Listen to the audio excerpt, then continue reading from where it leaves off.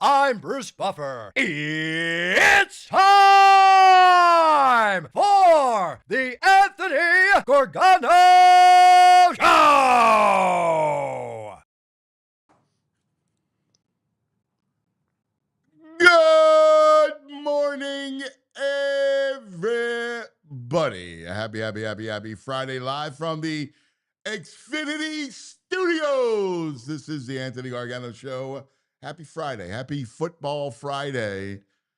Man, it all begins. Like, we got, like, games coming on. We have the first college Saturday is tomorrow. It is week 0. And we got college football tomorrow. In fact, it's Iowa State and Kansas State. Now, Iowa State, you guys know if you watch the show, one of the regular guests is Anthony Becht, former tight end in the league from Delaware County. We love Ant. Well, his son, Rocco Becht, is the quarterback at Iowa State. And so they're playing tomorrow in Dublin, in Ireland. In fact, I was texting with Anthony this morning. He was all fired up. He's like, yeah, we're here. Big game, the whole night. So it's awesome. We got another football game tonight. We got the prep. That's St. Joe's prep football. We're going to talk to Coach Tim Roken a little bit later on. They play American Heritage tonight. 6 o'clock, ESPN2. I'm locked in, man. 6 o'clock, ESPN2. Prep versus American Heritage. And it's going to be awesome. Great. It's great games, man. It's like a great game. There's studs everywhere in this game. The quarterback from American Heritage is Dia Bell. He's Raja Bell's son. So you're going to hear from Raja a little later. I sat down with Raja to talk about his son's journey. In fact, he's got 3 boys. His oldest is Dia, who's going to Texas, right? So he's the number 1 or like the number 2 quarterback in the country, and he's going to be going to Texas with Arch Manning next year. So that's on the other side of American Heritage. And, of course, on the prep side, you know, they're just beasts. Alex Haskell is just what a player. Defensive end for St. Joe's Prep, and just local Philly kid, great kid. He's committed to Penn State next year. So he's going to go be a Nittany Lion, which is really cool. So you got Alex on one side and D on the other side. And, of course, young Charlie Folk. Charlie was in a couple times. You might have seen him. And Charlie's a quarterback. He's entering his junior year. He's going to be really good, like really good. He'll go anywhere, too. And he's from just over the bridge in South Jersey. So it'll be a lot of fun. Good young youth football on tonight. So I'm looking at that. And then the Phils start a big series because, you know, they're playing such great baseball. You got Washington. And this is another series where you should at least take 2 or 3. We'll see what Nola has, vital in that sense, because we'll be watching what Aaron Nola has stuff-wise if he can perform better than he did last time. So you got Nola on the hill. The greatest is the Nationals beat up the Mets. And once again, the Mets bullpen got knocked around. And in fact, I'll share this with you because an old friend of ours, Charlie Manuel, chimed in, and all he said, so this is about 7 o'clock, where are we at? 7 o'clock, 10 to 7. You want to see some give up, watch the Mets. Yeah, Skip. I love it. I mean, you want to see some give up. They got rocked late innings again. It's beautiful. Beautiful. So pennant races heat, little chill in the air this morning. I woke up, it was 59. Beautiful morning, right? 59 degrees. Started to think about football, the whole thing. So we got E.J. Smith, Eagles tonight, right? Final preseason game. We'll talk to E.J. coming up about what to watch for tonight.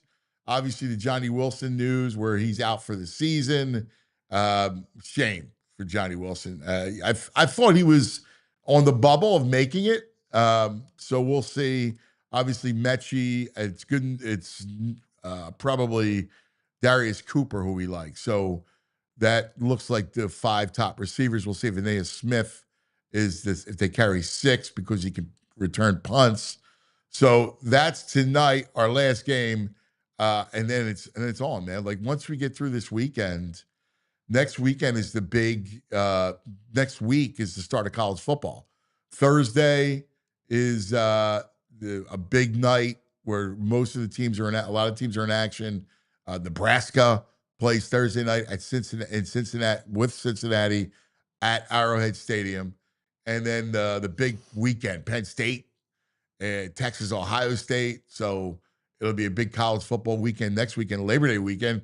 And, think about it. We're inside 2 weeks for the start of the season. We're inside 2 weeks. Yesterday was the 2-week mark, right? We're inside 2 weeks for the start of the Birds. Cannot wait, man. This is the fun time. We're going to get into our fun sports seasons.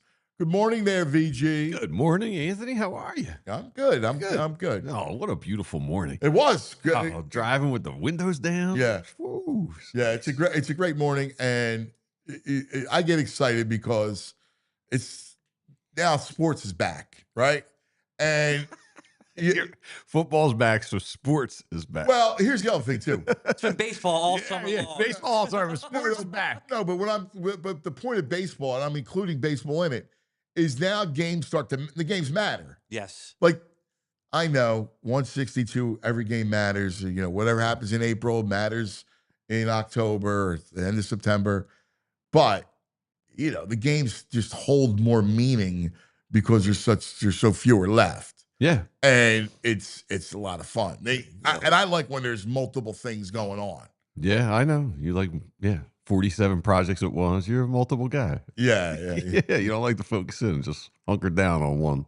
Yeah, I get bored if it's just one. If it's just one sport, one anything. I like to dive in a couple things. It's funny. I got a little sad yesterday because I guess someone had said, "Oh, there's only 35 or 34 games of the Phillies left of the regular season."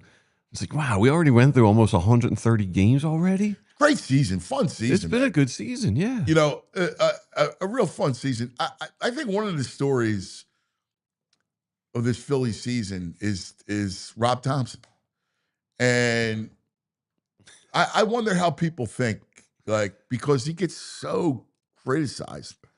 I mean, if I told you that you would get the production you did out of the outfield, right? This outfield, right? Like this is what your outfield is. That you would get the production from Stott, Bohm, and Marsh. And again, I get it. They've shown some life lately, but you get that kind of production from those guys.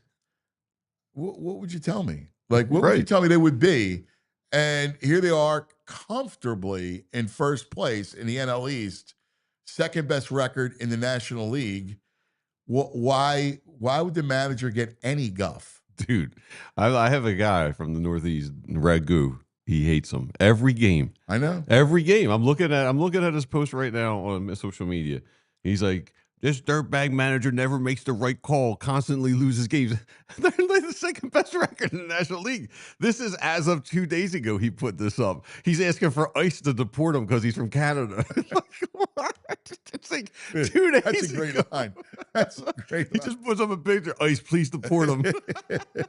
Ragu. That's the best. He's crazy, man. Every game, he's hypercritical of him. I don't know.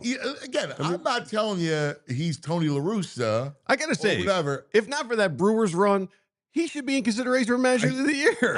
I agree.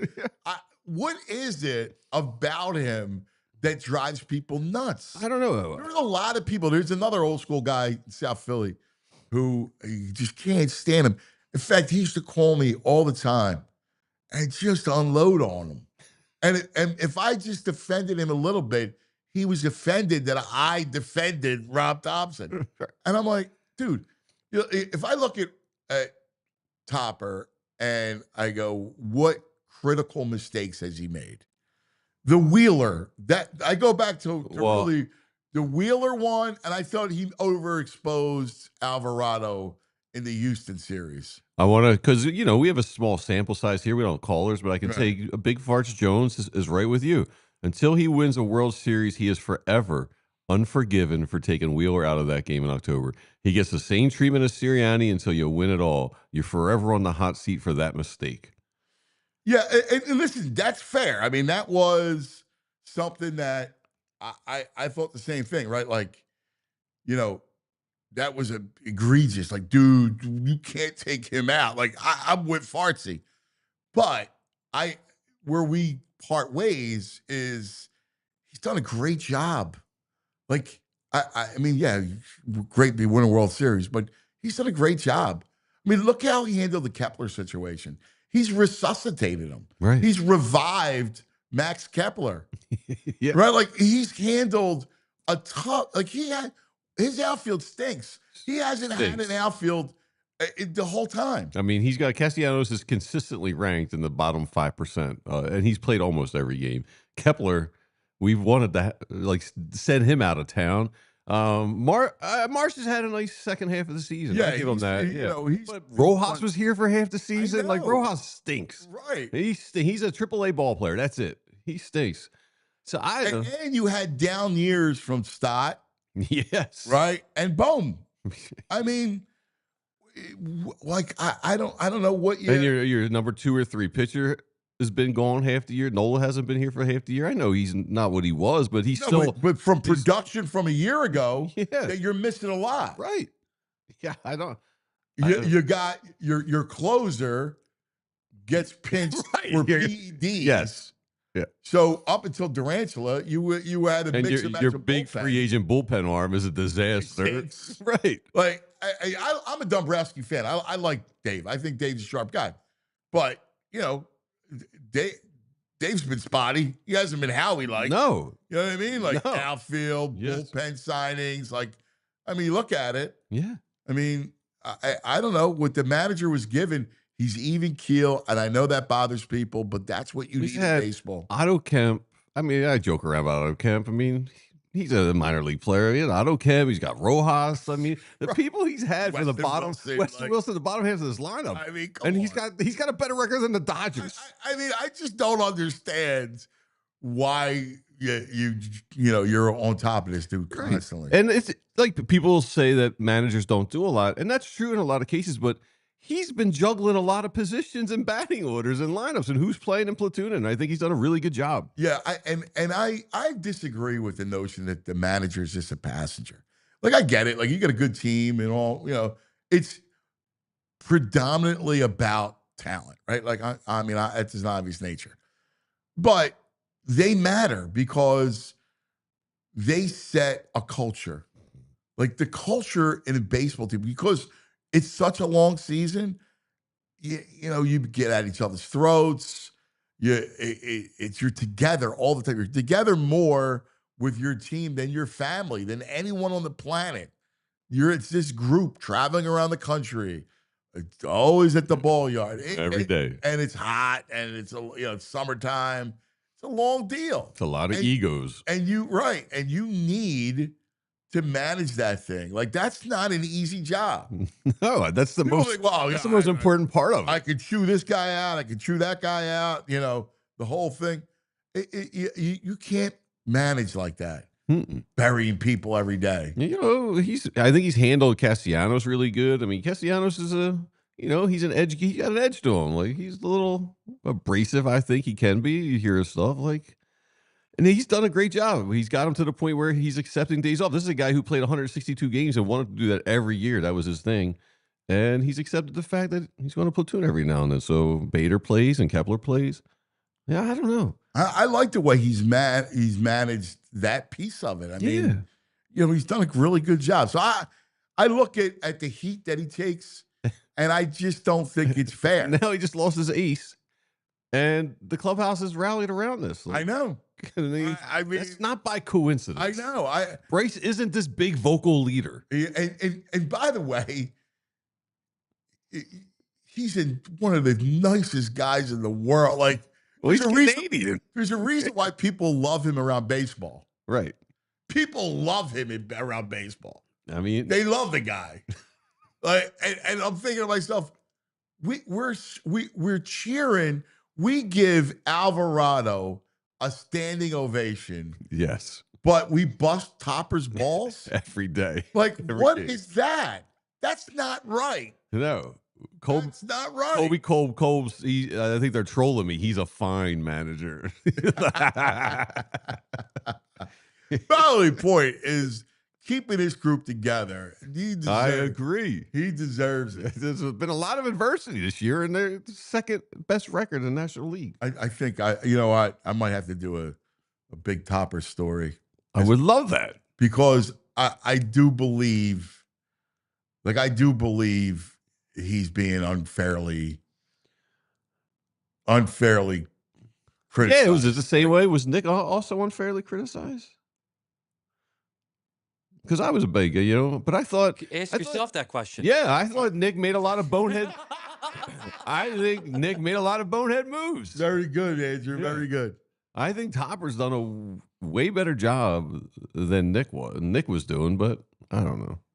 Well, it's hard to tell you what Nick's moves were, though, right? Like, because Nick wasn't calling plays. Yeah, Nick had that complete collapse. I mean, that was tough that's a culture thing where he's got to get his handle on that. Yeah. I don't know. Yeah, it's fascinating, man. Yes, it really is an amazing story. We'll get into that. Happy Mets. Love it, man. That's the greatest. Way to go, Nats. You know what's the best is you got the Mets just sinking, and I remember at the deadline, oh man, their bullpen got good. Yes, and their bullpen has wet the bed for ever since then. Since the deadline, both New York teams. They upgraded the bullpen and they've been disasters. Horrible. I love it. I know. It's the greatest. 2 or 3. The Mets. They know they gotta gain some ground. They lose 2 or 3. And we got Birds tonight. Last game. Yeah. What are we watching tonight? How do you attack this? Are we just looking for depth pieces? Yeah. You want to see Kyle McCord flash a little bit? I'm gonna watch it for McCord. Yeah. Right. And see how Joe Messi looks. He should play a little bit, right? Yeah. Yeah. I mean, this is one of those games where even I go, all right, like the week 3 of the preseason, I'm over. You may not watch the fourth quarter, or you're still watching the fourth quarter. There's a chance you might not. I feel it's going to be over. Yeah. Because I'll click back and forth. I'll go back and forth. I'll probably watch it, but I'll go back and forth. Yeah. I usually don't miss any, it's a Friday night. I'll watch it. Yeah, I'll watch it. I mean, I won't enjoy it. Like, it's not, it's not going to be like, oh, wow. Yeah. But, I mean, it'll be on. I had the Giants. I watched the Giants game last night and on Amazon. And even I was out. And did Dart play at all? No. Yeah, he did. What am I saying? He played the first quarter. Then Jameis came in. Dart looked good. Yeah, Dart looked good. Then Tommy DeVito came in. He's still around. Oh yeah, and he was like throwing up and down. Unbelievable. He's still. But I was watching that game, and even I was out. Like I was like, all right, I'm done. Yeah. I went upstairs and we watched. What did you watch? Tam and I watched something. What? Oh, I mean, we watched. She loves this podcast. It's really good. Diary of a CEO. Okay. And I see the clips on British TikTok. guy. Yeah. And he's a great interviewer.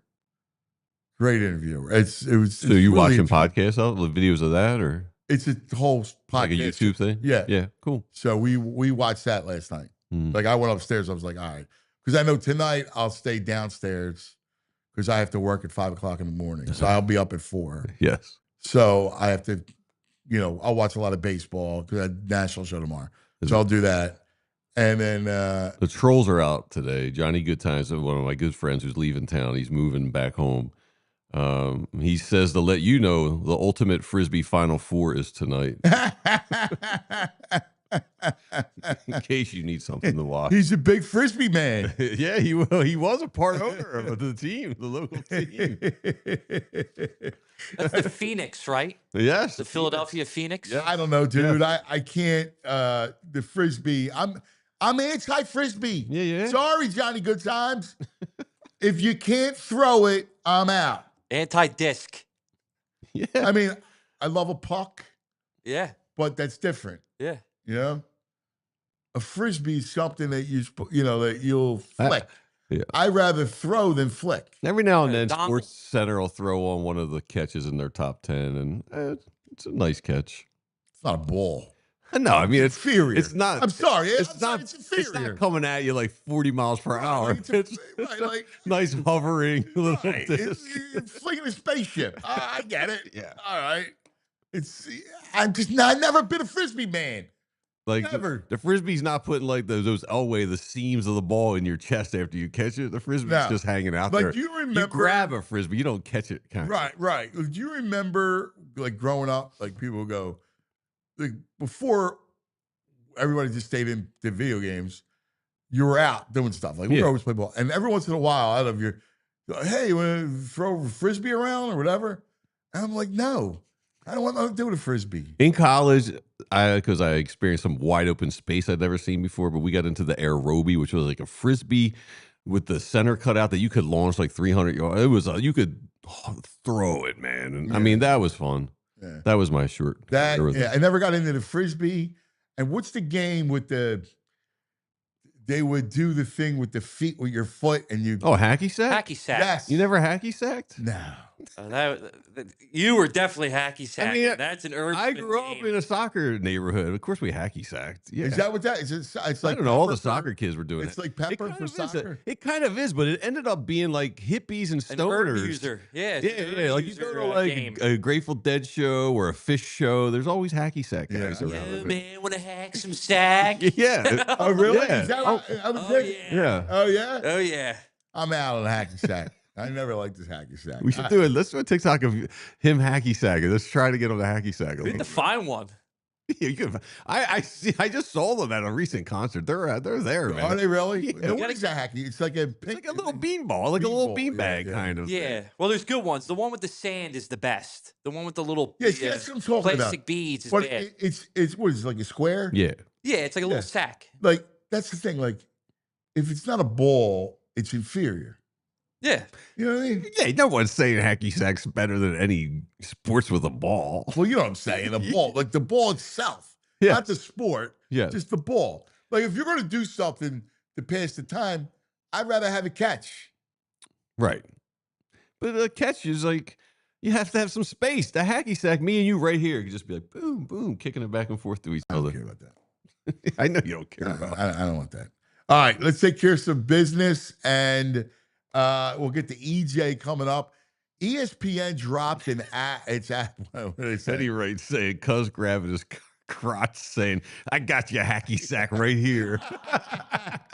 Hey, y'all. It's a hacky sack. Oh, that's great. All right, let's talk about some business. Let's do it. Let's talk about Rothman, our good friends at Rothman Orthopedics. We love our Rothman. Keeps us in motion.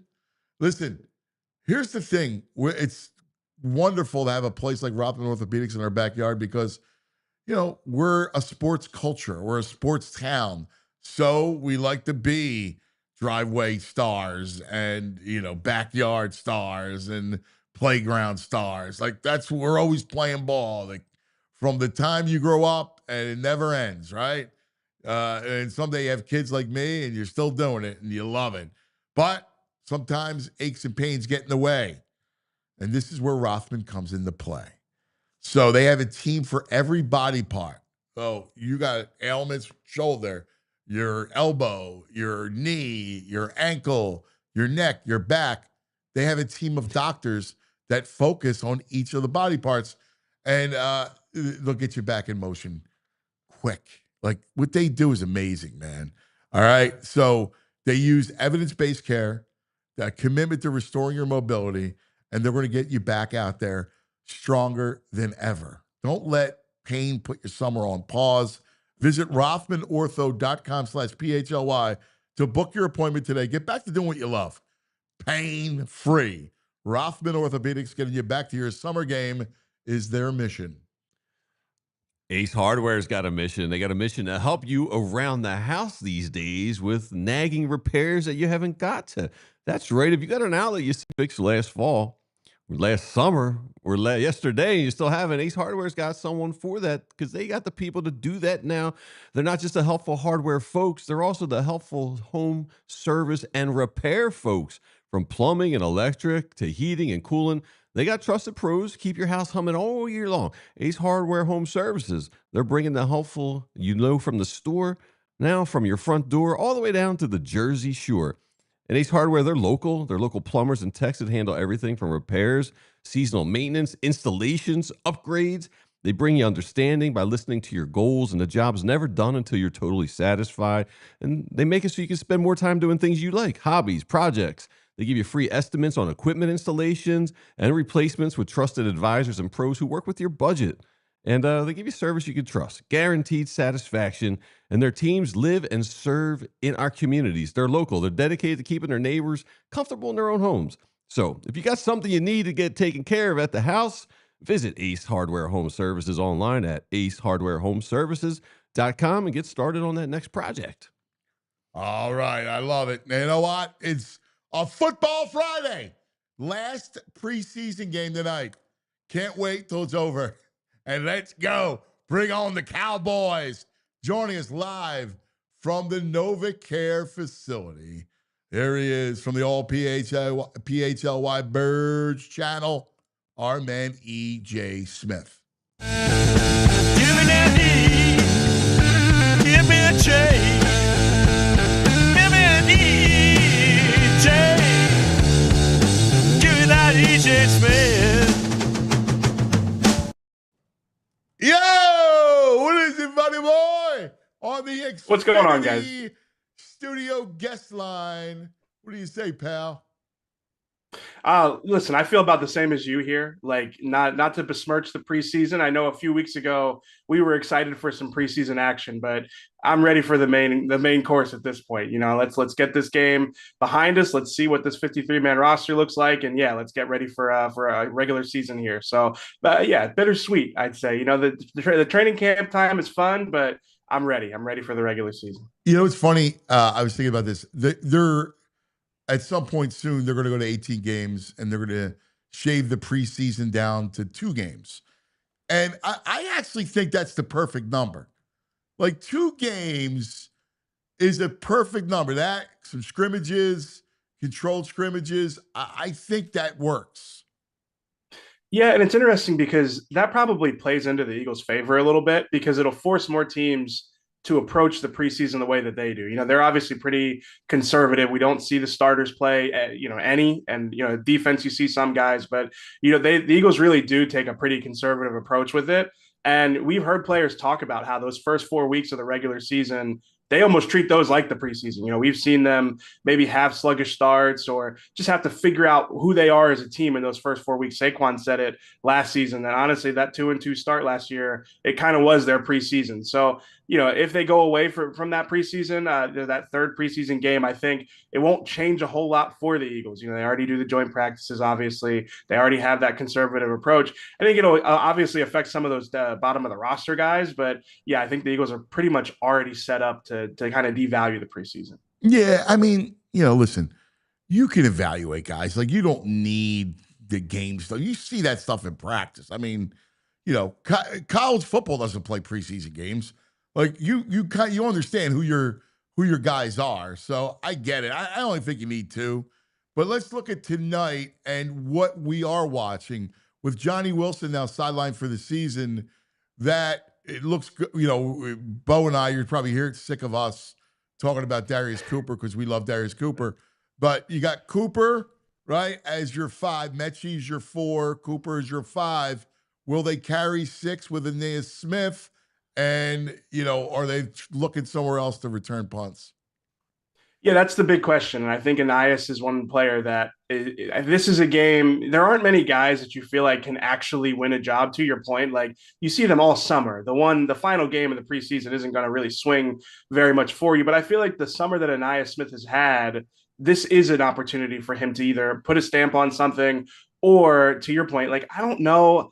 I'm not really convinced by him as a player. I'm not really convinced that he brings you enough juice out of the slot or as a punt returner to really warrant a roster spot. He doesn't have versatility to play different spots. A few days ago in practice, Bo and I were talking about. And listen, I'm here for the Darius Cooper talk. I feel like Bo might have called his camp crush a little too early, and I feel like Darius Cooper's become mine. I feel like this guy, every practice, I'm buying even more stock in the guy. And, the thing is, he gets more snaps with the first team. And it's not necessarily just because he is better. Obviously, he has had a better summer than Ainias Smith, but it's by the sheer nature of the fact that Darius Cooper can play. He can play the X, he can play the Z, and he can play in the slot, whereas Ainias is really limited to that one role in the offense. Now, again, the special teams value is going to be what's important.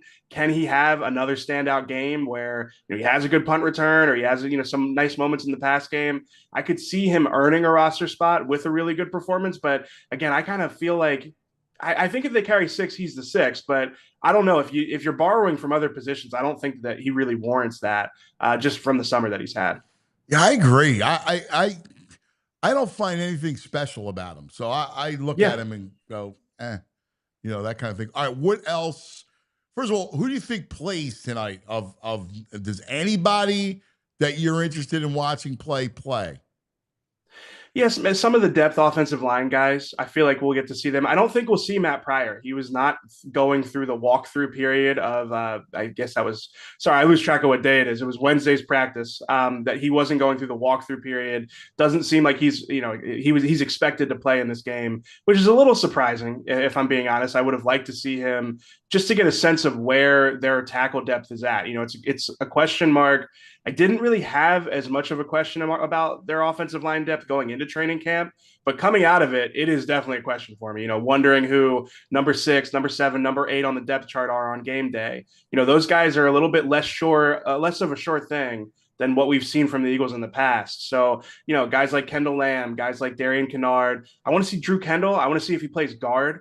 I think that he has a real chance to be, their versatile interior line depth piece, but he just hasn't played a lot of guard. He hasn't played guard since high school. So some of those guys are some of the ones I'm going to be keeping a close eye on to figure out if, I don't know if I would go so far as say win a job, but kind of get an idea of what Stoutland's thinking with these guys. Where does he play them? Where does he need them to get snaps? And who might be able to earn those backup spots? Because again, they are a little bit less of a sure thing. They don't have that one guy that you feel really good about coming off the bench at multiple spots. Is tonight going to be Kyle for 2-3 quarters, or are they going to split it with DTR? How do you? Yeah, I feel like Kyle should get most of the game. Right. It wouldn't surprise me if they alternate them like they did against the Browns, but I feel like at this point, they're not really in a competition anymore, and I know that everyone kind of attributed my DTR intrigue with like me being like in the tank for this guy, but he really has tailed off. He has cooled off from he had a good stretch of camp, but at this point, I think it's McCord. I'm with you guys. And I feel like how I feel about McCord. DTR. I'm not a fan. Yeah, no, I mean, we like the last time I was on last week, I'm like, man, like in fact, it's so I was going to text you during the game, right? And I was like, it's my boy. I can't now. If this was like next year, and I had that, I was able to build that much rapport with you, I would have texted you during the game. No, you could have texted me. Now I would have shot back just like I've been shooting back at Bo. Like this has been like kind of forced on me. Like, all I said was the guy was playing better than McCord during that stretch. But no, listen, I'll take the L on that one. That was what the kids say, right? Hold the L. I'll hold the L on that one. I think McCord's run away with it. I think he should get most of the game because honestly, he needs the reps. This is the last time he's really going to get live situational stuff. He's going to be running scout teams. So, I think that it would make sense to get him most of the game, but maybe they do want to give him like that, that alternated, look where he's kind of coming in cold a few series. But really, realistically, I think we should see more of McCord than DTR tonight. Hey, did you see Giants last night? Dart looked good again, man. Yeah. No, I mean, he's intriguing. I think you and I are kind of aligned. Like we've got a very similar type of quarterback, and he just like he's not my type of quarterback. I like a guy with the ceiling through the roof, the guys with the traits. But listen, I mean, he looks solid. I thought that team was going to be a mess at quarterback. I still kind of think they're going to be a mess, but it has looked better than I expected it to. You know what's interesting? Now, if I were the Giants, I would start him right away. I think Russ is completely cooked. Jameis is a walking INT. Threw another one last night in the end zone, right? Like that, So, and here's the thing about Dart, right? You come from a Lane Kiffin offense, so it's a sophisticated offense. You're playing in the SEC, so he's not going to be overwhelmed by that. So if I were them, I would play the kid and see if I can build up toward the end of the year. There's like an uptick, and I could say, hey, look, because if I'm Brian Dable, that's my job, right? I need to make sure that I'm there for next year. Hey, guys, look what's going on. I'm getting them, like this. Plus, I'd like to see him against the Eagles for 2 games. Well, that might be the argument against it. But no, I'm with you. I feel like, I know. what do the Giants have to play for this year? What is it really that they want to accomplish? And I think if they could feel good about the quarterback position by the end of the season, that would be progress for them. So, no, I'm with you, especially these guys who have college experience, guys who have played a lot. You think about like the Bo Nix genre of quarterback. It's like, get those guys on the field, let them take their lumps. And again, hope that by the end of the season, you feel like you've got progress at that position. So, it probably would be good if he missed the Eagles games, but no, I think that it would be good for him to get the experience. I will say this though, I could see a world where they're not horrible. They have a great front, a great defensive they do have a good front. Neighbors is the truth. I think their run game is going to be sneaky. They've improved their O-line. I can see a world where maybe they finish third. Yeah, they kind of remind me of those Commanders teams from a few years ago where you look at the front and it's like, this team should be very good. But then for whatever reason, the Eagles just own them. And it's just because they are dysfunctional so many other spots and they just have holes on the roster. So I'm with you, though, because, you can't cover the Eagles. They're going to seriously challenge the Eagles for the first place. But they might be feisty. Yeah, and I get you. But you just you look at, if you cover the Eagles long enough, how important having that pass rush is. And they do. They've got some guys up front. So, they should give some teams a tough time. But, just like those Commanders teams, the Eagles are going to match up so well against those guys. I don't know if I had to step out and get some water for quick. Did you guys talk about tight end? Like, do you think they roll with just 2 tight ends, or do you think Granson and EJ Jenkins are still battling this out?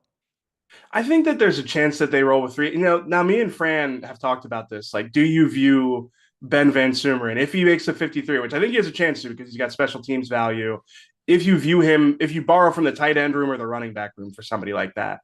And if they keep Ben Van Sumeren, is there a world where they keep the 2 conventional tight ends to make space for him? So I could see a world where that happens, but I don't know. Granson has had a solid camp. I think those are 2 guys that I want to keep a close eye on special teams today to see, not just how they do, but who's out there and who is with, the first unit. So I think there's a chance that, if you ask me right now, I'd probably have Granson on over EJ Jenkins, just because it hasn't been that EJ Jenkins has had a bad summer. It's just kind of, he looks exactly the same as he did last summer. It hasn't been like necessarily progress. And I think he's a guy that you could easily get to the practice squad. I wouldn't worry about him being exposed to waivers. And, that's half of the equation this time of the year with these guys is like, who do you feel like you can get through the waiver wire and onto the practice squad? So I could see them, I could see Granson being on. I could see them borrowing from that position to make room for, a Ben Van Sumeren or an AJ Dillon. Because realistically, like I've said before, this isn't the deepest 53-man roster the Eagles have had in recent memory. This isn't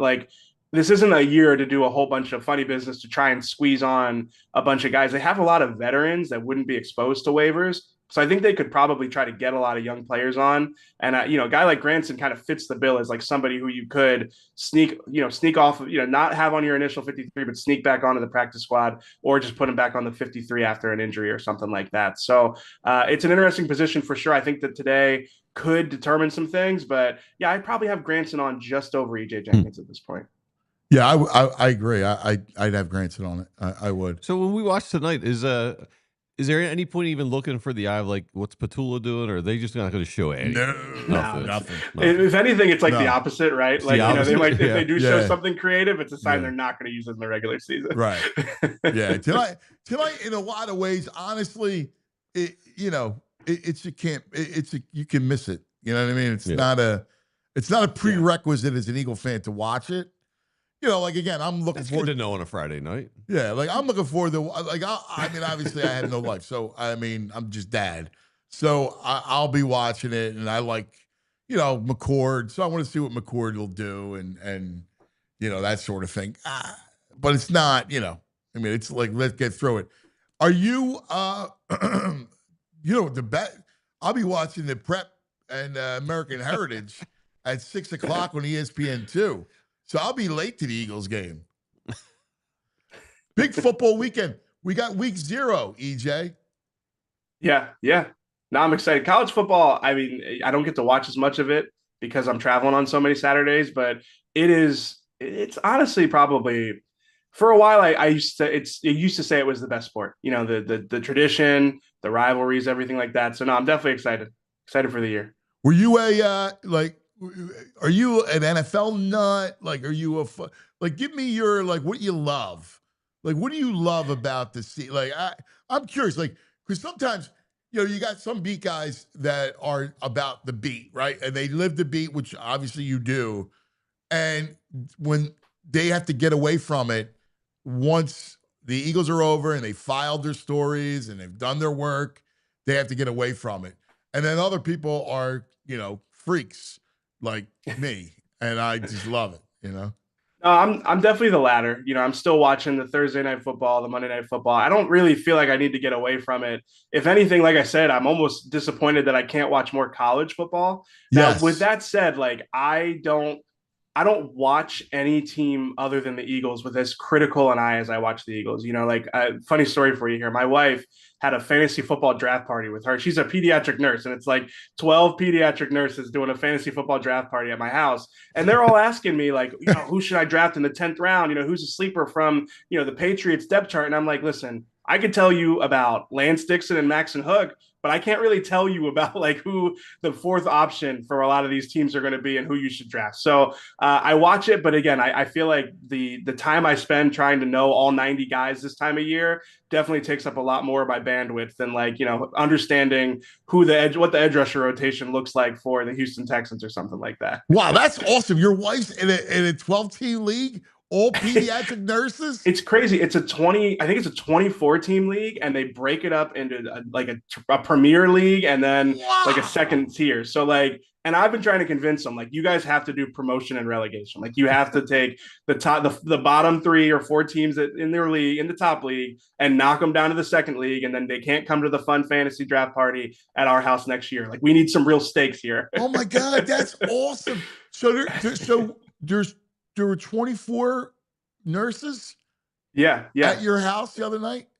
There were 12 because only the top league was invited to the Smith House. You know, we had smokers going, we had chicken wings, we had burgers, we got sausage, we did all kinds of stuff. So, you know, this is you got to earn it. You got to earn your way to that party. Oh, that's awesome. Oh my God, I freaking love it. I got to get to. We got to get the. You should have filmed it, man. Yes. I want to see 12 pediatric nurses talking fantasy football, man. That's cool. Asking me if they should draft AJ Brown or Jamar Chase, and I'm like, you know, and their teams are very interesting. You know, some people really have a good sense for it. Some of them are texting their husbands off to the side, and then other ones are just going for, like, who is the most attractive player left on the board? I'm just going to build a team full of guys that I find attractive. So it's a fun mix. It was a very fun event for sure. Oh, EJ, I love it. It's fantastic. All right, so what's on tap today? Like, what are you guys at 2 o'clock? You, Bo? No, it's going to be, I think it's Rich and Jamie at 2 o'clock, but Bo and I will be live after the game for the post-game reaction pod. We're probably just going to talk a lot about the 53. I'm going to try and have my 53 done probably either tonight or tomorrow. And then I gotta collect everybody's 53 this year because I won it last year. So I got to be the one to organize the whole thing. And I don't know if you've noticed this about me yet, but I'm not the most, like, I don't coordinate very many things in my life. You know, it's kind of just go with the flow. So that's going to be an interesting experience for me, getting everybody's email down in time for the 53-man competition. Yeah, well, you and I are very similar. I'm not the coordinator. I'm gonna go with the flow person too. Yeah. So it'll be interesting. Yeah, that's great, man. Oh man, we're pumped up. Good luck tonight. Enjoy it, and then it's on, baby. Yeah, yeah. Less than 2 weeks now. We're almost there. I love it. Thanks, brother. You're the best. Yep. Thanks for having me, guys. E.J. Smith checking in. That's a great. How about that? That's 12 wild. nurses. Yes. So fantasy football. That's God, awesome. Pediatric nurses, man. God bless them. Oh my God. Nurses in They're- general, but the they're ones taking care of the angels, kids. man. Yeah, man. Like, God forbid. Like, It's hard to hard to see a human suffering, but to see a child suffering. Oh my God. You know how many times, like I had Anthony, but Moss too, but Anthony had scarlet fever one time. Wow. Oh, That's that's still a thing. Wow. Yeah, dude, we had no idea what it was, right? This poor kid, he has to be about maybe 5, right? 5. I have the picture of him on my lap. So he's itching and he's got a rash everywhere. And he starts to burn up. oh man. And we're like, whoa, what the hell? Dad's like, take him in, man. I'm like, yeah, right away. First, we called urgent care. I'm like, I'm taking him right to I took him right to Jefferson. Right. I'm like, I'm not going to mess around. And we were at Jefferson. Oh, man, my little boy. He was like sitting on me, right? And I was kind of like rubbing his back, like just kind of, mess with his hair, but kind of calm. Yeah. And he's crying, like, Daddy, Daddy. And like, oh, yeah. I was praying to God, please just like put whatever he's got in my body. Yeah. Like, please, God, like let this kid's suffering go away. It's awful. And so, the nurses were great and, God bless them. Man. Yeah. They really are. Did you catch scarlet fever from other people? Like, hey, I don't know. I didn't even know what I it thought that was like was. with the plagues back. It's scarlet fever. I think of all that stuff back then. Huh. All I know is he was admitted. We had him overnight. I mean, he was only in there for like 2 days, but we were, Yeah. I mean, time came to the house. 2 of us slept in the room. Yeah. Yeah. Get the chairs. You're on the chair, sleeping like this. If you've ever done a hospital stay, man, it's all about the nurses. Oh yeah, they're nurses. Yeah. Make or break. Yeah, there's nothing worse than that hospital stay, man. Oh man. And anyway, all right, lots to get to. Baldy coming up at 10. We'll go around the league with Baldy and kind of go division by division with him and take a look at the big stories in across the league. And then we will go down to Florida where St. Joe's Prep is getting ready to play American Heritage. So there's some lines out there. Are you interested in the lines? Lines for what? St. Joe's Prep. No. All right. Well, now you brought it up. I'll just give you the over under 45.5. 45.5. Who's favorite? American Heritage? Yeah, 3.5. 3.5. It's amazing, man. If it's on TV, yes, they're gonna put a line out. Where who had that line? It's not Bet Parks. No, I don't want to hype up another betting site. Okay, Yeah, all right. It's not. It's probably an offshore weird one. Yeah, okay. Because there's 3 games tonight. There's lines for all 3 games. Oh, IFG is minus 21.5 versus Hoover. Right. Mission Viejo is minus 4 versus Santa Margarita. And there's a bunch of games. They have lines for all these high school games? Yeah. Oh, my God. These people are nuts. They are nuts. Why they're betting Little League, so why would they bet high school football? As a former person who bet Little League, yes. You bet Little League? I used to, yeah. What do you mean you used to? When it was when there weren't legal sites, the sites I would use, you could bet anything on those sites. So Little League was always on there. So I would bet them. That's so degenerate. If you're working from home, you throw the game on. I was a big I was a big Hawaii, Japan fan. I would load up on Hawaii and Japan. I'd load up on Hawaii and Japan. Yeah. Listen, as a father of a 12U player, it's not wise to load up on any 12U. I can say I am not the only one in this building. Oh, Jamie! Me and Jamie used to use the same site. 100% the Jamie! Yeah. Oh, my God. All right. I do want to get to a story, right? Because ESPN is dropping their own app, right? Oof. It's their own streaming service. It's, Netflix and Hulu and ESPN's going to have its own app, which is smart, right? Like with all the content, you might as well put it together into one streaming service. So it's going to be ESPN streaming, and it's going to be $30 a month. Yeah, they figure everyone's cutting cords. Here's a way. 30's too expensive. If you got the Xfinity booming cable Wi-Fi, use our app. That's what they're figuring. Use our app to watch. $300 is the year if you pay up front, $29.99. So this is what you get for unlimited plan. Unlimited plan. Are they still going to be on Comcast? Yeah, the station will. Yeah. This is for people who don't have cable TV. Right. Yeah. With the unlimited plan, you have access to all the ESPN networks, all the ESPN Plus stuff. You get events like NFL, NBA, NHL, MLB, tennis, golf majors, top-tier college football and basketball, WWE, and postseason coverage from all those and more.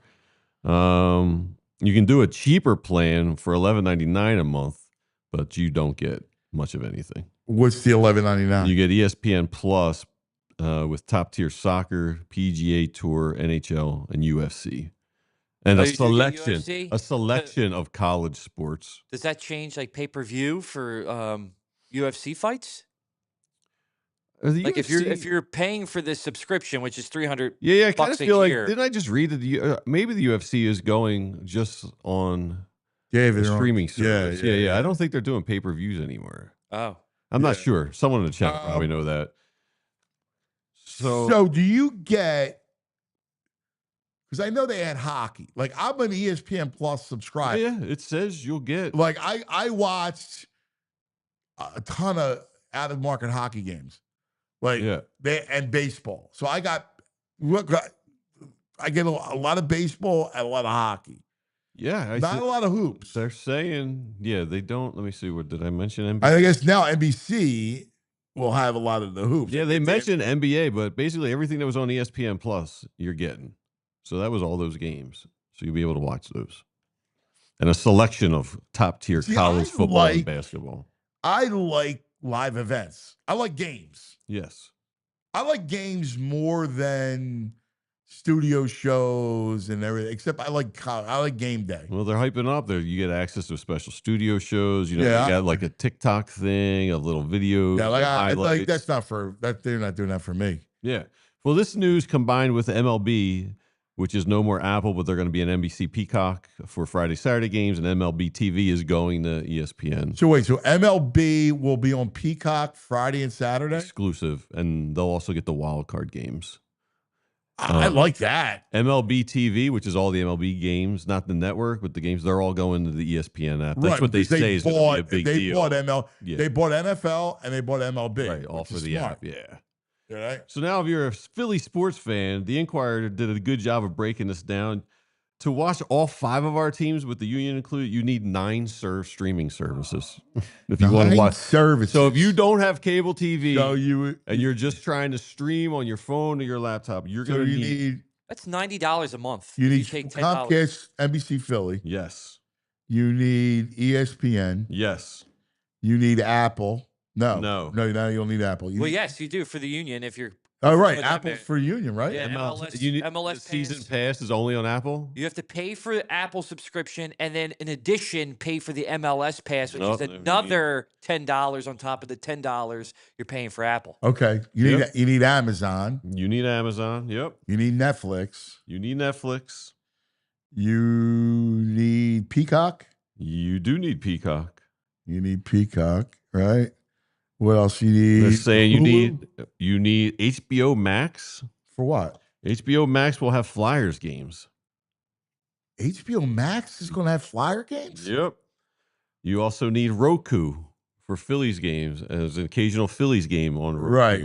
Well, we love Roku. Yeah. We're on Roku. You need Fox One for Eagles and Phillies.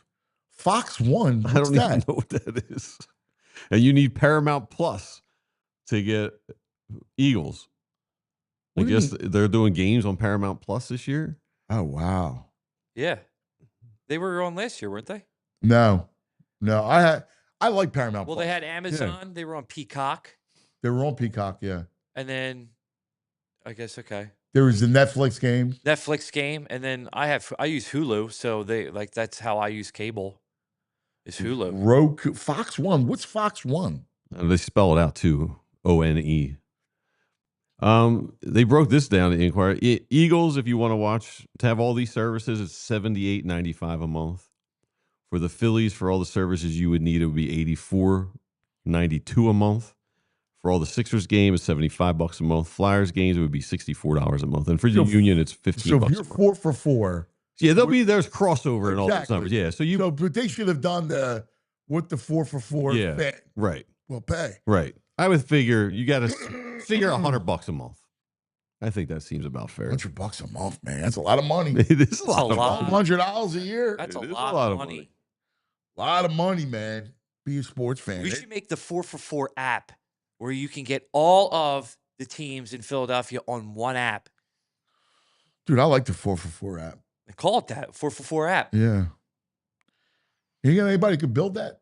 I wish. Trust me, I wish. Let's find somebody. And the thing that ESPN is doing, doing, ESPN, if you have the expensive plan, they do multi-view option. You can watch 4 games at once for college football, or within a game, there's different views you can watch. So I'm trying to spice up the whole viewing experience. Yeah, but again, I mean, I like the box, the Octo 4 games, box, 4 college games. Like I would watch that. You might hate this. I love this. They're also doing a catch up and live. So if you're 40 minutes late to a game, hit that. They'll show you the highlights and get you caught up to speed and then play the game. I like that. I mean, I wouldn't do it, but yeah, I would do that. I think that's a good idea. It is a good idea. Like if you miss the game, yeah, it's part of it. So you don't have to fast forward. Right. No, I get that. That's not bad. I guess I just don't. I like to watch. I'm alive. Like I don't want to. I'm weird. If it's on, I gotta watch it live. I feel you. Right? Even if I missed it, some people I know some goof that watches. Who is it? Who do I know that does this? They purposely go to the game, watch the game late, and then fast forward the commercials. My father does that. He puts a game on, he pauses it. He'll go out and do work outside or whatever, and then he comes back and sits down and watches the game so he can fast forward the commercials. Yeah, I know. People who does that? Your dad? My dad. Or he'll just pause a game. He'll be in the middle of a game and he'll just pause. I can't do that. Where does your dad keep the bodies? I can't do that. You got to be a lunatic. Come on, Papa Frazier. Oh, man. So, hey, I just want to say the impetus for this seems to be in 2010, ESPN was in 100 million households via cable TV. That was the height. They're down to 60 million households. So they've 40 million households. Cord, yep. That's what happens. Well, you need booming internet. You do for this app. Yeah. You got to have booming internet. That's what you need. Therefore, I give you Xfinity Internet. All right? Love it. That's right, man. You want the internet booming. You need Xfinity Internet to watch all your games. The most reliable Wi-Fi with the best in-class equipment. The Xfinity Wi-Fi is booming. Whether you're streaming, gaming, or working from home, yes, it's booming. My house, I need it. I got 2 gamers. My wife streams her shows. I'm, the sports guy, right? Do more of what you love and love how fast you do it with Xfinity Internet. Which is awesome is the internet plus mobile. So Xfinity combines the power of the internet and mobile. So if you got lightning fast speeds at home and then on the go, with Xfinity Internet and mobile together, the Wi-Fi is booming wherever you are. Get Xfinity Internet and mobile and supercharge your phone with Wi-Fi Power Boost for the ultimate connection. So you take your phone to the beach, the iPad to the beach, you're hooked up. With Xfinity Internet and mobile, you do more of what you love wherever you are. Internet plus mobile, stronger together. Xfinity combines the power of internet and mobile to make it booming. That's it, baby. The most reliable Wi-Fi claim based on Open Signal Awards USA. Fixed Broadband Experience Report, August 2024. Restrictions apply. Xfinity. Booming. Love it. All right, let's talk about the Bet Park Sportsbook online casino app. So what do we got tonight for the Fighting Phillies? I'm putting together a little something here. All right. Well, what's the line? So Phillies are a hefty, like minus 180. This is a Nolan night. No, it's not. Oh wait, I thought Nolan was. I did too, but it's turn? Taiwan. Oh right, Taiwan because the yeah. Oh yeah, it's a win tonight. Cade Cavalli versus Taiwan Walker. Oh yeah, definitely. Phillies a are win. 180. Minus 180. See, you know what it is? That's a big number. It is. Big number Here you go. for Taiwan. Phillies minus a run and a He's half. pitching well, but Phillies best. Phillies minus a run and a half. Over 5.5 runs. Trey Turner to get 2 hits. Pays 475. We've been pretty good with these combos. all right. So I'll give you one. Yeah. I'll give you. It's Cavalli tonight. Yeah. Here's what I love about it. I like the Phillies over. I like the way they're swinging the bats. Yeah. So that's 5.5. You feel good with that? I like over 5.5, and I like a Kepler, Turner, Bryce, 2 bases each. 2 bases each? Yeah. That's going to take me a second to put that thing together. All right, do it. We're Actually, going just give me this. Give me over. Bryce, Schwarber, Kepler, Turner, 2 bases each. Those 4. All right. Bryce. I like the over. Phillies separate. Yes. Bryce, Schwarber, Turner. Kepler, maybe because the lineup's not out yet. He's not listed. Cavalli's right-handed, I thought. So right now, if you do over 5.5 Phillies with Harper, Schwarber, Turner, it's plus 750. All right. And then you can add with Kepler, it's probably 1,200-1,300. Yes, it will be. Right? Yeah. Cavalli's a decent- right-hander. He's faced nobody. No Philly batter has faced him yet. That's a $5 slice bet. Yes. All right? Yeah, it's at least 10 to 1. That's a $5 slice bet. Mm-hmm. All right. So Let's see what the Birds are tonight. Why What are not? they? Birds are plus 1.5 dogs tonight against the Jets. I wouldn't even know what to. Total 32.5. Yeah. I wouldn't even know what to tell you with that. Stay away from that. You don't need that. Anyway, you don't need that. Actually, all the casino games are there. Yeah. Live dealer blackjack. All you want on the Bet Park Sportsbook online casino app. What slot you on? I'm on Whitney Houston. Whitney Houston. Yeah. She's taking over Yeah, Betty. Whitney Betty. Houston slot. She's taking over Betty the Yeti. Oh, that's Clean of great. Whitney Whitney. All right, well, check it out, man. Bet Parks app is a blast. There's always another way to win on the app. New customers get up to $1,000 casino bonus back if you're down in the first 24 hours. BetParks.com has all the details. You got to be in PA, New Jersey, Michigan, Maryland, Ohio. If you have a gambling problem, please call 1-800-GAMBLER. All right. Coming up shortly, we'll wait for our man to pop in and give us some football wisdom and some life wisdom. Yeah, hopefully we take a little bit of go on a tangent a little bit with him. Yeah. Hey, can I say why we wait a little nugget I was going to bring up later, but we're here. Football's coming up. The chat and me may have a new favorite person. Oh, yeah? Urban Meyer. You hear what he's up to? No. He's saying the NFL should honor the Harbaugh suspension at college at the NFL level. Oh, my God. Just like they did Jim Tressel and Terrell Pryor. All right. Bleep Urban Meyer. Stinks. He's jealous of Harbaugh. All right. Let's time now for the one, the only, brought to us by Ford, because he's Ford tough. Baldies.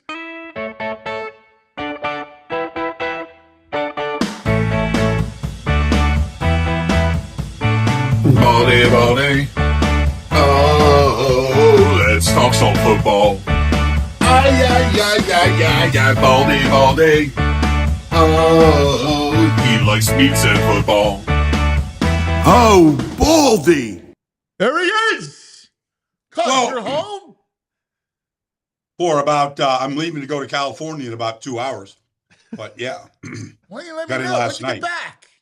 I just got back, I don't know, midnight last night. Wow. Wow, you're a beast, man. Yeah. You're just No, all there's- over. There's no time. There's no time. Do we have, is this a sponsor segment now, cuz? We got Ford sponsoring this? Ford. Ford This is getting tough. big. Yeah, All right, man. yeah. I'm all for it. But listen, Baldy's big hits, Big hits. I like it. right? All right.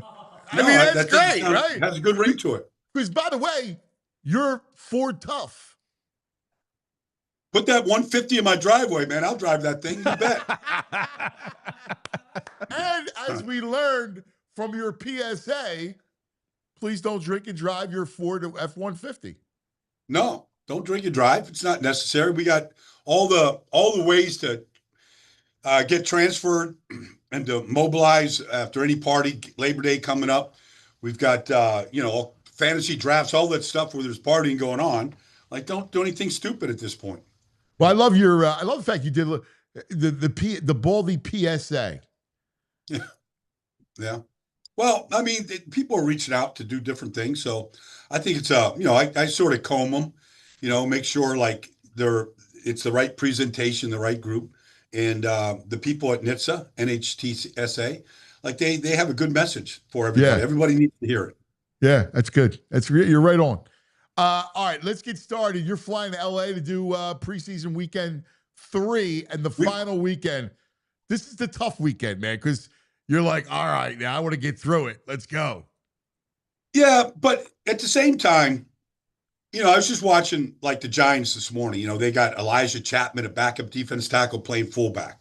They got a 3rd-round pick from Purdue playing left tackle that looks really good, Marcus Bowe.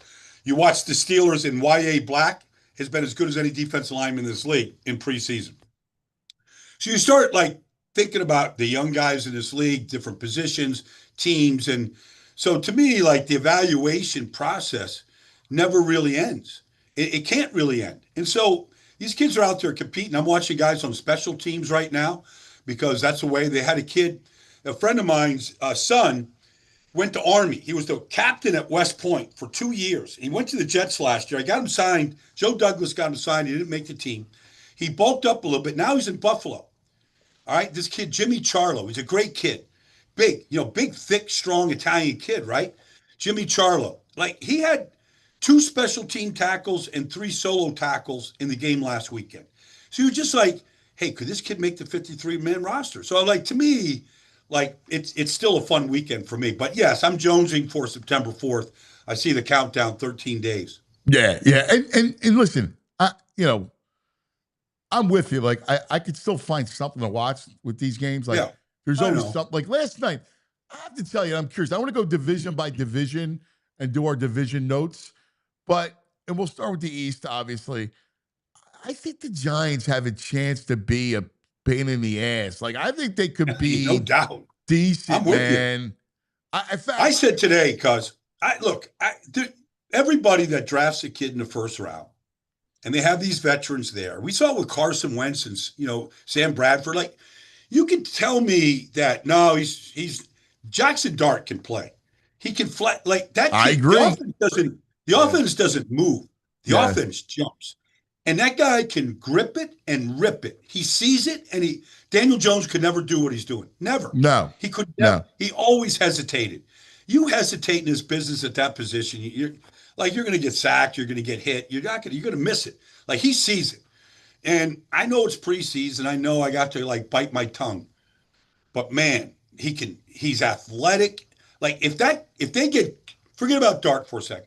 If they get just good quarterback play in New York, they could go to Washington. They could week 1. They could win that game. I agree. They could beat them. Yeah, I'm with you. And if I were them, I wouldn't even mess around. I'd start the kid. I think that kid can handle it. Listen, you're coming from Lane Kiffin's offense. You come from the SEC.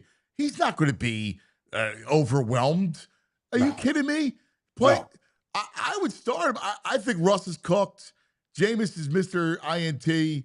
Let them be just the veteran backups and help in the room. Start the kid, man, if I'm them. Well, here's the dilemma for Brian Dable. And a lot of teams face it. Andy Reid didn't have to do this with Donovan. He had Doug Peterson here. But here's the dilemma. Just to say Russell plays the first 4 games and are 1-3 and they finish 8-9. like in the back of your mind, you're like, if we would have just started the kid, Yeah. you know, like, are we going to lose games because the kid's on the sideline and not playing? That's what's in every Giant. The Giant fans are like a lot of Big East fans, NFC East fans. We know what we're looking at. Eagle fans know exactly what they see, you know, and so you watch Jackson Dart, you know you're looking at a quarterback. And Giant fans have seen enough bad quarterback play.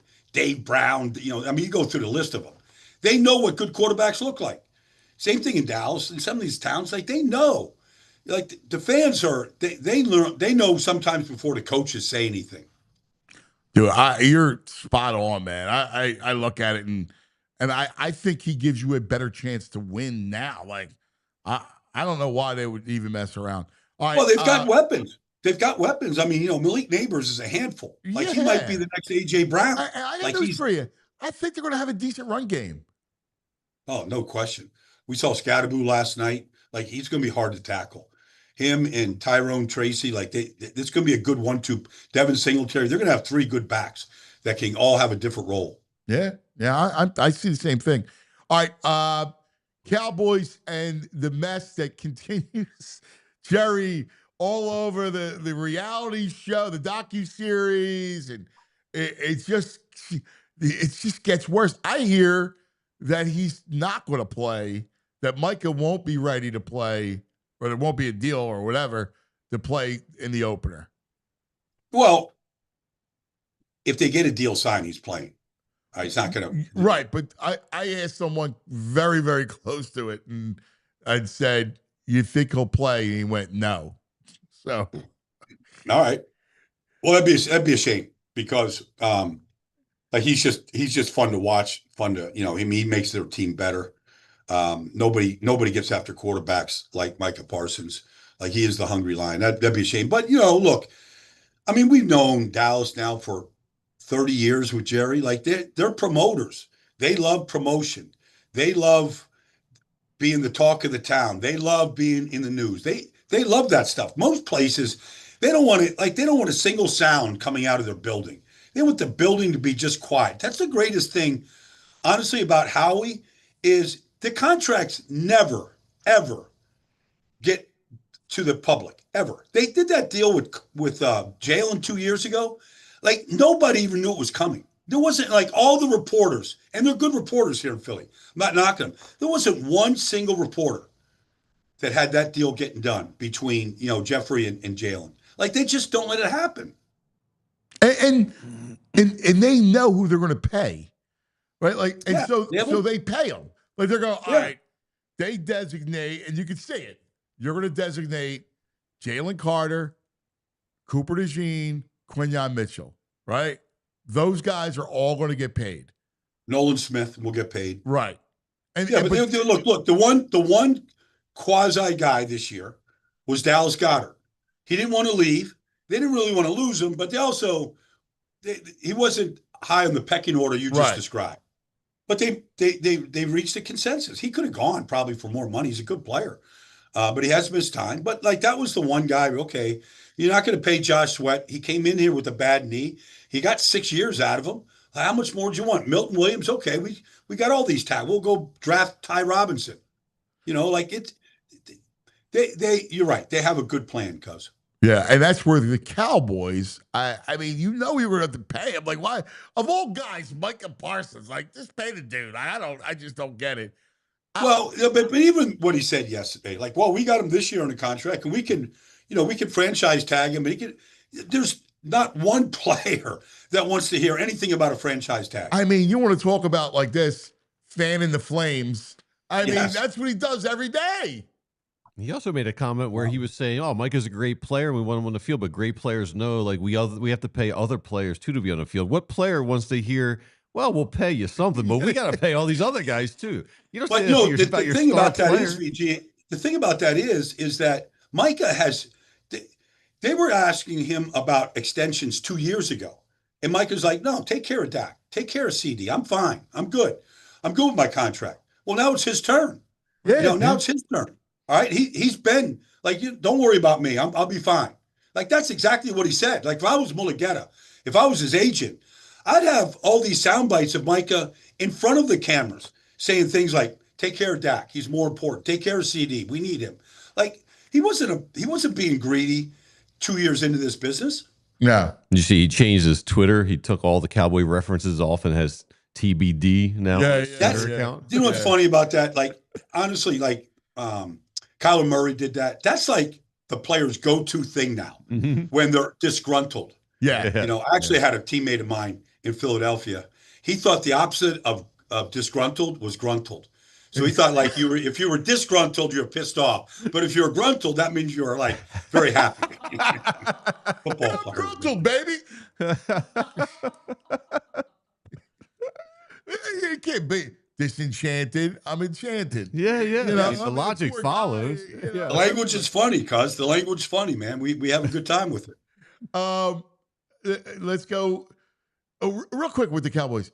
What are you seeing beyond all the drama? What are you seeing from them, and what do you think they're going to be like offensively? With Dak back, how does he look to you? What you've heard in practice, adding George Pickens, and Pickens is another one, like supremely talented, but is a handful. Yeah, he is. He is. You don't know what effort you're going to get. He can catch anything in the sky. I don't know. Like, I'm just not a big fan of the running game by committee. No. I never have been a fan of it. No, me neither. Like, because then you know what you're doing every week is like, who's going to get, like you always say, who's going to get the hot hand? We'll ride the hot hand. Well, what if you don't get a hot hand? What are you doing? Like, they've got 4 running backs there. Like, do you like any of them? You know, I don't like any of them.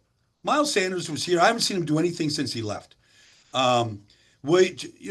Williams, I don't know. Like, he got hurt. He hadn't been the same since he got hurt. Like, I don't know. Rico Dowdle was their best running back. They let him walk. Yeah, I didn't get that either. Like, they're not making any sense. I like Rico Dowdle. I actually thought he was pretty good. No, he played good. Yeah. He had a good 8-game stretch for him last year. He took a Right. free agent contract, said, I'll see you later. I don't know. Like, they don't look like a well-built team to me. They've been drafting guys. The offense line has a chance. We'll see what Guyton becomes. He's out right now. I like Tyler Booker. You know, he reminds me of Tyler Smith, in Kansas City. I don't know. Like, there's just something about this team just doesn't look complete to me. No, it's weird. I think the Giants are going to finish ahead of the Cowboys. I do. I think they're going to finish third. I think they're a better built team. Now, you can argue Dak is way better than anybody that have a quarterback. That's probably true. I mean, if Dak plays 17 games, he usually wins his share of games. If he plays 17, the offense, they're going to put up points. I just don't know. I just don't know how they're going to run the ball. But yeah, I mean, he's going to put up big numbers for sure. Well, they're the definition of a team that has devalued the running back position. And you do that at your own peril. Yeah. What are you hearing latest on Washington? How do you, now that we're at the end of, we're at week 3 of the preseason, what's your outlook on them? Well, I like them. I mean, their offensive line, it was interesting. Bobby Johnson's their offensive line coach. Now, there's Stoutland, and like he's the king. Bill Callahan, those 2 guys are the best. But there's some guys that are right below him that are really good. Bobby Johnson is the offensive line coach in Washington. He's really good. There's a good group of guys that are still really good coaches. And I watched the offensive line the other night. It was interesting. Like, Andrew Wiley went from right tackle. He was playing left tackle. Like they were playing guys in different positions, cross-training them. In case Tunsil goes down, what do we have at left tackle? They got a rookie right tackle. Connerly looks like a really good player. He's at right tackle. Tyler Biotish is an upgraded center. So they're good. The Brian Robinson thing doesn't make a lot of sense to me. Be honest with you, they have a young committee behind him. But Brian Robinson, he averaged 4.3 yards a carry. Like, I like big backs. He's a 225-pound back. I like big backs. And it looks like they're dangling him out there. So I don't really understand that, because it's not really a question of paying him. And so I don't know what Austin Eckler has left. I'm not sure. But defensively, if Von Miller has any juice left, the secondary is much better. The linebacking core is good. They've got depth in the defense line. If Von Miller gives him some juice off the edge, I mean, they're going to be a really good football team, and we'll see what happens to McLaurin. I mean, the offense without McLaurin doesn't really excite me. Like he's just a game breaker, and he has been. The Eagles have always had a hard time. I'm just going to take it for face value that they get him in the fold. I still can't believe. Plus, he's around there, right? Like, he's in the building. It feels like it's just a matter of time before they get the deal done. I guess it's just an age thing. He's 30. He's been there.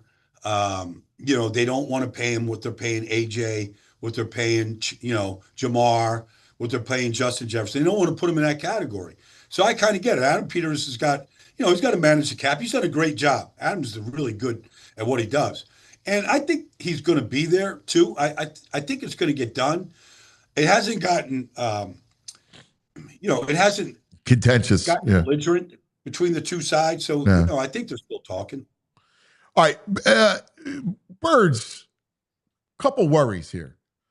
I really think they need edge depth. They need someone else to bring in off the edge. I really believe that. And then with Makuba, the hamstring, that's a worry spot because that means Sidney Brown is going to have to be there. You already got questioned at CB2, and Cooper is one guy who needs to play in the slot. He'll start in base at safety, then move to the slot, and it's a shame he can't clone him. But, between the edge depth and the back-end secondary pieces, I'm a little concerned. I agree. Like, I don't know why Justin Simmons isn't here, honestly. I mean, he's played for Vic. He knows the defense cold. He's really smart. He's still a good football player. He's out there on the street. Like, maybe they're just going to wait this thing out and, because we know Reed's a good player and he's there and all that. But, like, I just feel like you got to have three safeties that can flat out play. Justin Simmons upgrades, and he's a veteran. He knows how to play. He knows how to fit in. I'm a little worried about the offensive line. There's got injuries up there right now. Obviously Landon Dickerson, but, just like they've got some depth issues right now. Like, I don't know if Landon's going to go week 1. I know when he's in there, they're good. Tyler Steen is solid. The young guys, you saw Kendall playing left guard last week. He played center the week before. Miles Hinton's a guy that they love. Kendall Lamb. Like, they've got guys. I just want to see how they hold up right now. I'm always a little concerned. Yeah, and off the edge too, Baldy. I mean, who you got? You got Nolan, and then after that, we like Jalix Hunt, and obviously Flash, but a young player. And Ojulari, Uche, I don't know. I mean, they haven't really. Ojulari had a sack last week. He bit the left tackle. But that wasn't. Did you see it? It wasn't a. Look, he got there, but I mean, Cleveland's backup left tackle, but I'm not getting excited about it.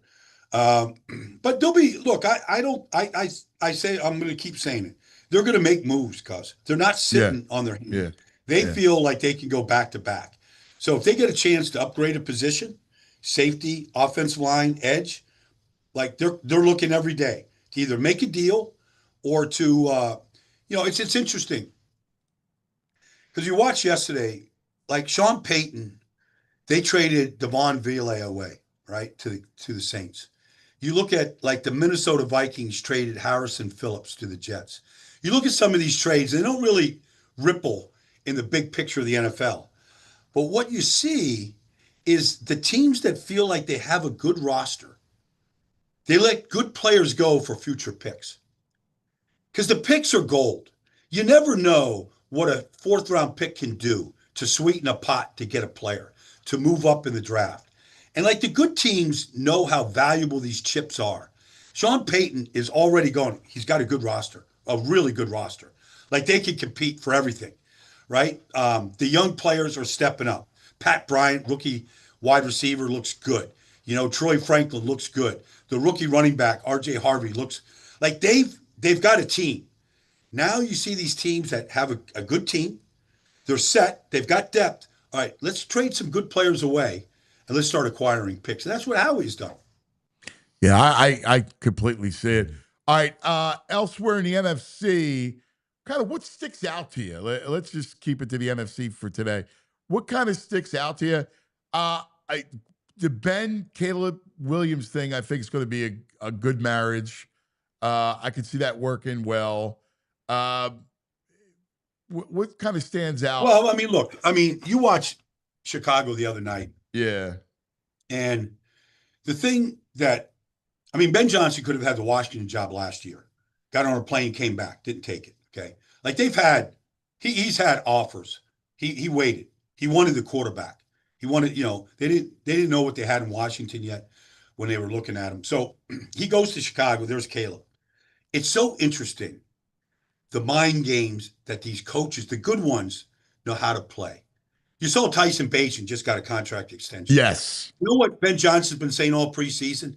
All he's been doing is raving about Tyson Bagent. Yeah. But, he's not doing it just to do it. No. He's doing it because, Caleb, if you play like this with your talent, you stay there and make the reads and are disciplined in this designed offense. Yeah, it's brilliant. You're going to be Great a star. maneuver. It's unbelievable. Like the second preseason game, Tyson Bagent takes his team 16 plays, 94 yards, touchdown to Maurice Alexander. And in the post-game press conference, Ben Johnson's raving about how he played. Like, Caleb's hearing it all. Like, every player wants that. They want that pop from the head coach. He's giving it to Bagent. Like, he's already, like, he knows how, some of these guys are master psychiatrists. Well, what's funny? I didn't think Ben was like that, because I had heard that Ben was pretty like unto himself and more of that, great coordinator. The great thing about any coach on an ascent that's climbing the ranks to become a head coach, you never know if they're just a coordinator or if they're a head coach. Yeah. Until they lead the whole team. Like, I talked to players. I was in Chicago a couple weeks ago, or last week, I guess. And, I know Montez Sweat since he came in this business. Like, he's saying, Baldy, this is the toughest camp I've ever been to. And they were just saying that. You go out there watch practice, it was tough. Like, the drills were tough. It was a lot of contact, a lot of physical. They just traded away Braxton Jones, the starting left tackle, the last 3 years. Like, I like the toughness of these other two guys here. He's got his hands on the pulse of this team. So they're gonna be better. They're just like these two rookies they got, Luther Burden and Colston Loveland. They're gonna be good players. But listen, Luther Burden is the truth. I watched his career at Missouri. I mean, this dude can play. He's legit. Not just that, but watch that kid block the other day, blocking on the goal line, like just going and just belting guys at the line. So I think they're going to be better. Detroit is a loaded team. I mean, when you have Jamison Williams and Jahmyr Gibbs, you can score from anywhere on the field at any time with that kind of speed. And they did last year. They got pieces to replace, but they've got talent. Minnesota, look, the quarterback, he's going to play this weekend, which is a little bit odd, but he's going to play. But everything around the quarterback, it's good. Is built to win it all. Yeah. So if the quarterback and the coach knows how to coach, Kevin O'Connell's a great coach. I love Kevin. Yep. He's a great coach. He's got a great disposition. He really knows. He's very organized. Reminds me, actually, because to be honest with you, he reminds me of a young Andy Reid. I can say he really does. Yeah. I don't want to compare anybody to Andy. That's not fair. But like the way Andy was so organized and had a purpose behind everything that he did and had his eyes on everything. I feel like Kevin's like that. And we know LaFleur can coach. So, Minnesota opens up against Chicago on Monday night. Like some of these division games, just like the East, like these NFC North games, you got to watch them. You can't miss these games. You don't know what's going to happen. Oh, it's good. It's going to be. That division is the best division, I think. I said it yesterday, cuz I believe so also. Oh wow, yeah, I'm with you. I'm completely with you. It's a big. This is week 0 in college football too. So yes. Our buddy Anthony Becht is in Dublin, and Dublin, as they say, Dublin, cuz Dublin. Iowa State, Kansas State. Yeah. In the week 0 kickoff game, I talked to Anthony this morning. His son Rocco is the quarterback for the Cyclones, and they're all fired up. I love this concept of international football. I like it. I mean, I think it's fun. Well, You it's not did just it. fun; it's real. Yeah. Like I did NFL Europe for 10 years and taught my share of clinics in the rain in Germany and in Norway and Italy. in throughout in Scotland. Like I went all over. We were Did teaching you clinics, but did you coach a team in Italy? I coached a team in Bergamo, the Yeah. Bergamo Lions. So I'm all over this, European American football thing. It's fantastic. I saw Anthony at the Jets Giants scrimmage a couple weeks ago or last week, I guess. So like we talked a little bit about it, but I just got word that I think I'm going to be doing some college football games this year on radio, national radio. Like I'm pretty sure I'm doing Texas OU, which Whoa. I know you're up here in the Whoa. honestly, as a guy that lived in Texas for 8 years, the best week, like I don't care what you're into. If you're into partying, golf, girl watching, football, state fairs, like if you're into any of that stuff, Yeah. Texas OU at the Cotton Bowl. Yeah. There's That's nothing like it. ridiculous. That's an awesome game. And then you'll get to see Arch. But I get to see Arch. Yeah. Like I just want to be on the field watching Arch, just introduce myself to him. Yeah. And just seeing what he can do. He's so different than his uncles, from his athletic ability. So like I can't, Sark's got a great team. Like we'll see him, you talk about college football. I mean, they're going to be in Columbus in 2 weeks. It's going to be awesome to watch. So, or next weekend, I guess. Yeah. Next Saturday. Well, you know what's nuts? Tonight, dude, you're going to love this. I can't wait for it. On ESPN2 is St. Joe's Prep and American Heritage. All right? Oh, no kidding. Yeah, so listen to this. Wow. So American Heritage quarterback. They're in Fort Lauderdale. Is a kid named Dia Bell. Okay. Dia Bell, you remember Rajai Bell played for the Sixers? Yes. All right, that's his son. He's the number 2 quarterback in the country. He's already committed to Texas. Okay. So speaking of Sark and Texas, he's going to be in Texas next year. He's a senior quarterback, right? St. Joe's Prep has studs, right? Alex Haskell's defensive end. He's going to Penn State next year. Could have went anywhere. He's going to Penn State next year. They got a quarterback. I'm going to bring him by the office, Charlie Falk, who is going through his junior year. And of course, you get Jet Harrison, right? Another Harrison wide receiver who's a stud. That's tonight at 6:00. I feel like, look, ESPN2, I mean, I now work for ESPN, so it's great. But I feel like these high school football games now are primetime television. When you put the type of talent you're just describing, I know American Heritage, I know St. Joe's Prep, I live in Fort Lauderdale. Right. I know all the schools there. Like, honestly, the players that are coming out of there are ridiculous. And the athletic ability, like these kids are advanced students. Like if I get a chance, I got to fly to LA, but if I get a chance, I'm going to watch some of that game tonight. Yeah, you should. It's going to be like great football.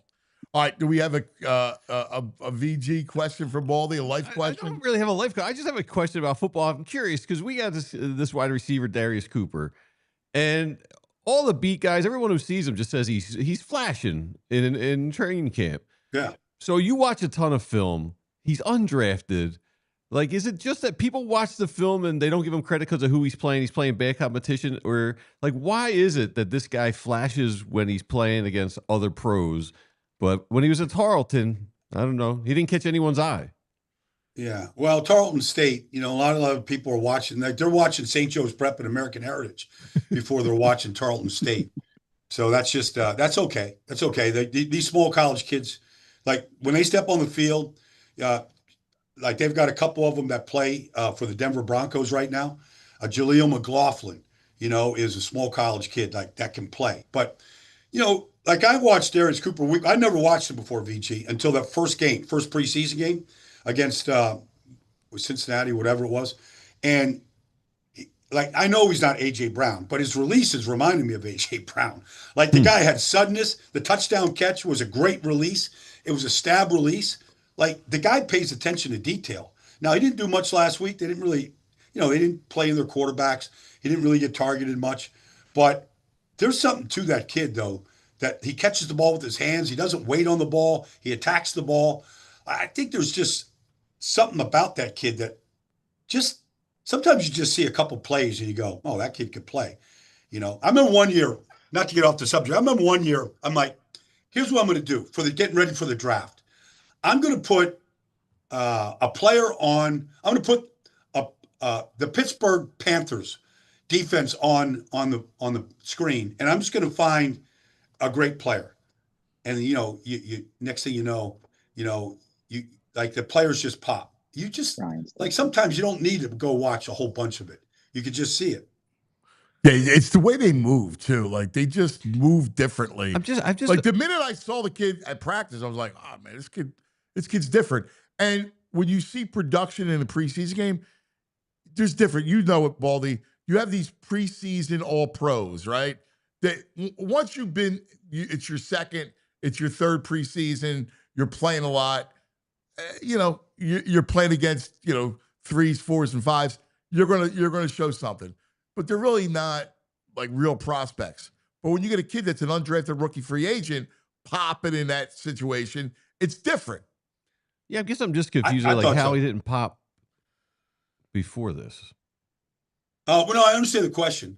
It's just that, the receiver can only be as good as his quarterback. I don't know what they had at Tarleton State, who was throwing the ball.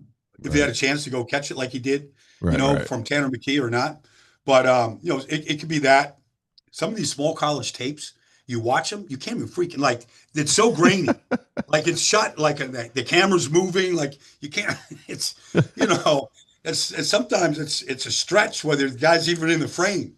There's a lot of issues when you get to Tarleton State. Like, I'm sure they don't have a big budget for their cameras and their film crew, Yeah. It's just the way it is. Baldy, are you wearing, is that a brand new fresh white shirt, or do you have a secret to keep your shirts that way? Because it is looking fresh and clean. I don't think this thing is definitely not new. It might be clean. Might have pulled it out of the dryer here this morning. But I don't have any secrets because I Lord knows I have enough stains on enough shirts. Yeah. Yeah. I'm with you, brother. All right, listen. There's a coach. In fact, he's coming on, the coach of St. Joe's Prep, Tim Roken, who is one of as sharp as they come. All right, okay. I got to bring him to the office. All right, one day. Do it. All right, we'll watch. Look, I remember when Arthur Smith, who's now the offensive coordinator for the Steelers, I remember when Arthur Smith was coaching high school in Tennessee, and I think Jeff Fisher brought him on board. Yeah. And next thing you know, 10 years later, he's in a court, Yeah, and that's what Tim is. Good coaches are good coaches. Yeah, like when you see Tim, like Tim's sharp, man, real sharp. All right, brother, listen, have a safe trip to L.A., and will you be home next week for a couple of days? We get together? No. Maybe. All right. Maybe, because I might have something else going. Be in Lauderdale. I might be. I got to get you. I might be out of the country. I actually might be out of the country for a few days because we'll see. But anyways, it's just to kind of get ramped up. Where, South we all got to America? get ramped up. You're going to South America? Got to get ramped up for the season, the stretch. I don't know. It's to be determined. I don't know yet. All right. Well, let me know. Hey, great, Baldy, great breakdown. The security guy catching the ball too on the sideline. How about that, huh? Yeah. That guy, no gloves. Catches gloves. it with his hands, soft hands. Soft hands. That. I mean, some guys just have it. Yeah. All right, brother. We love you. Thanks, pal. Okay. See you guys. There he is, Baldy. All right, coming up. I can't wait for the game tonight. I'm like looking for 6:00 on ESPN2, St. Joe's Prep versus American Heritage. I think I'm in. I have a free time. 6:00. I'm on my own for a little bit on Friday night. I mean, I can't. It's like, to me, it's appointment viewing for me right now. So I'm really looking forward to it. It'll be Making Varsity, our Friday segment, coming up next with Danny DDAD and special guest. That's right, Tim Roken, our man, coach at St. Joe's Prep. So looking forward to that. But first, let's talk about some of our friends. Yeah, let's talk about the Ford F-150. Well, Baldy said Ford tough. All right. The legendary Ford F-Series, the best-selling trucks in America, 48 straight years. How about this? So the F-150 blends work-ready toughness with modern-day tech and luxury. All right. You got 6 powertrain options: hybrid, fully electric, the Lightning model, man. Kidding me? 3.5 SL Power Boost hybrid V6 delivers 430 HP and amazing towing capacity. Best in class, towing up to 14,000 pounds, depending on configuration, right? Your Pro Power onboard turns your truck into a mobile generator. So it's great for job sites or tailgates, all right? The military-grade aluminum alloy body, tough, lightweight, corrosion resistance. They have everything. They have an interior work surface that folds out that becomes a desk inside your truck. All right? They have max recline seats, offer 180 degrees of recline, great for naps or breaks. Woo, man. Right. I need one of them here. Tailgate work service is a carpenter's dream. Ruler, clamps, built right in. 360-degree camera system helps with trailering, parking, off-roading. And here's your selective drive modes. Ready? Mud, sand, snow, tow haul, eco, and more. All right. The Ford Blue Cruise high hands-free highways available. The cab options: regular, super cab, super crew. They got everything. This is a tailgater's dream. I'll tell you why. Because I've seen these at the Jetro lot. They got the generators built in, right? Yeah. Yes. So they have bands and DJs on the flatbreads, the flatbed. Yeah. I'm a little hungry. Yeah, you were looking for a flatbread. No, the but they got flatbed's amazing. Bands and DJs on the back of the truck. Yeah, So it's it's- probably with these generators. Yeah, it's awesome. For more information, visit your local Ford store. All right, let's talk about Parks Casino, Street Road, Bend, Salem. Another $1 dog, $3 Miller Lite special going on at Parks Casino Sportsbook, because every home Fightins game, you get the party. It's awesome. All right. Now, it's an entertainment mecca, great restaurants, and the Excite Center. Some of the great acts at the Excite Center. Here we go, September 6th, UB40. Red wine. Saturday, September 20th, Australian Pink Floyd. So you think you can tell From hell. from hell? The Revival is September 26th. Wish I knew you when I was young. Could have got so high. October 4th, Kansas. Carry on my wayward son. There'll be peace when you are done. November 15th, a tribute to Queen. Is Almost this Queen. the real life? Is this just fantasy? I'm sorry, that's October 25th. November 15th is Bill Murray and his Blood Brothers. Oh, that Bill Murray. Right, Bill Murray. And December 19th, Aaron Lewis from Stain. But I'm on the outside and I'm looking in. There you go. Tickets at parkscasino.com. You got to be 21. Gambling problem, please call 1-800-GAMBLER. All right. I'm telling you about it. Like, football starting, week 0 is upon us. Surprised you're not wearing any prep gear today. I should have. Yeah. You know what? You know why? What I got is like a hoodie, like a long sleeve. Not weather appropriate. Right. Not ready for it. Right. Or else I would be Yeah. all prepped up there, because I cannot wait for the game. Making Varsity is brought to us by Cherry Hill Kia. And of course, it is a Folk auto dealership. And of course, our man Charles Folk, who's the best. His son, Charlie Folk, is the quarterback at St. Joe's Prep, and we're excited. I talked to Charlie yesterday. He's all fired up for the game. It's a big deal, man. It's a huge deal. Yeah. And joining us right now on the Xfinity mobile guest line, it's Making Varsity, Danny D, the AD.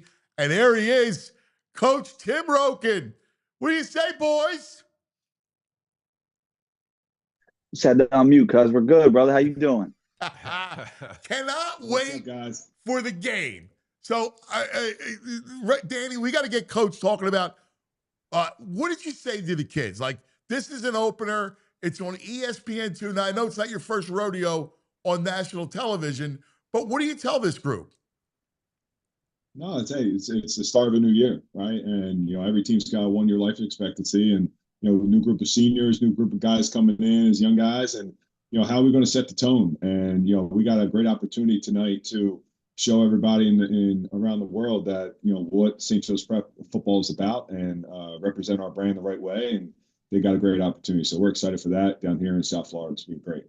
Yeah, well, I've heard you address the kids. You don't speak that softly, all right? Hey, Turn you got them up. home I account. gotta hear them. It's been tough hearing them, Coach. You got what's that? I'm sorry. Yeah. Like that's what I want. I want Roken. I want Coach Roken, man. All right. The changing landscape of high school football. It's bigger. The game is way more sophisticated. It's a year-round thing. Can you talk to the change? And this is a real change over the last, about 5 to 7 years, where the game is really kind of going on to another level. The kids are better. The football is better, Coach. Yeah, I think this process for us starts in January. They're back into the weight room, and they set their goals for what they want. This 2025 team and what they want to be known for. And that process started back in January, and they've been working their tails off in the weight room, into spring ball, and then into the summer, camp and preparing for this opportunity. So, what a better way to do that on national television, on ESPN, and show what we are about. And but when at the end of the day, it's the football, it's the game that they love to play, right? And it's blocking and tackling, it's running to the football. It's we got to move the sticks, and we got to play fast, we got to play physical, and we got to play for one another. And that's really what it's got to come down to tonight. We can't be something other than ourselves just because we're in a big spotlight. No, it's the game of football they love, and that's what it becomes once that ball gets kicked off tonight at 6:00. Yeah, well, what goes in behind that, Danny? You were the AD at St. Joe's Prep. You're now at Penn Charter. This is your schedule, right? Like you guys, you. Yeah, so me and Tim and last winter, we start. It starts before the season ends last year. We started talking to this Florida showcase in December before our state championship game last year. So me and Tim collectively, Tim is, he wants the best, right? We always say iron sharpens iron. Iron sharpens iron. That's it, baby. And we go out and, talk. A lot of people reach out to you. There's always different showcases, but we kind of try to find what's best for our young men and try to get them in the right places. This showcase is awesome. We played here 3 years ago. In 2022, we played St. Thomas Aquinas.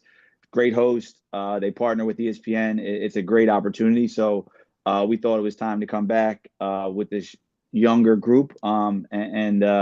It worked out. They're great. They're very hospitable here. They put you up in a really nice hotel, close to the stadium, close to the airport.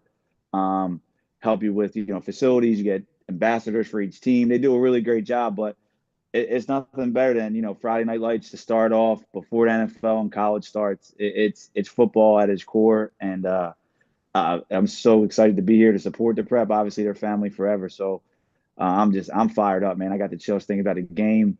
I know Tim's going to have these boys ready to go, and it's going to be a great experience under the lights tonight.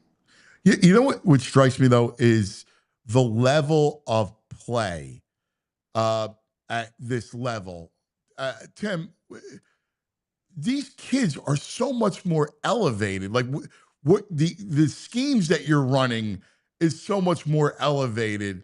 Their attention to their craft, to their position group is elevated. And I think that's the most dramatic change in high school football that I've seen over the last, 5 years. Yeah, I think, there's some great coaches out there, and we're all learning from each other.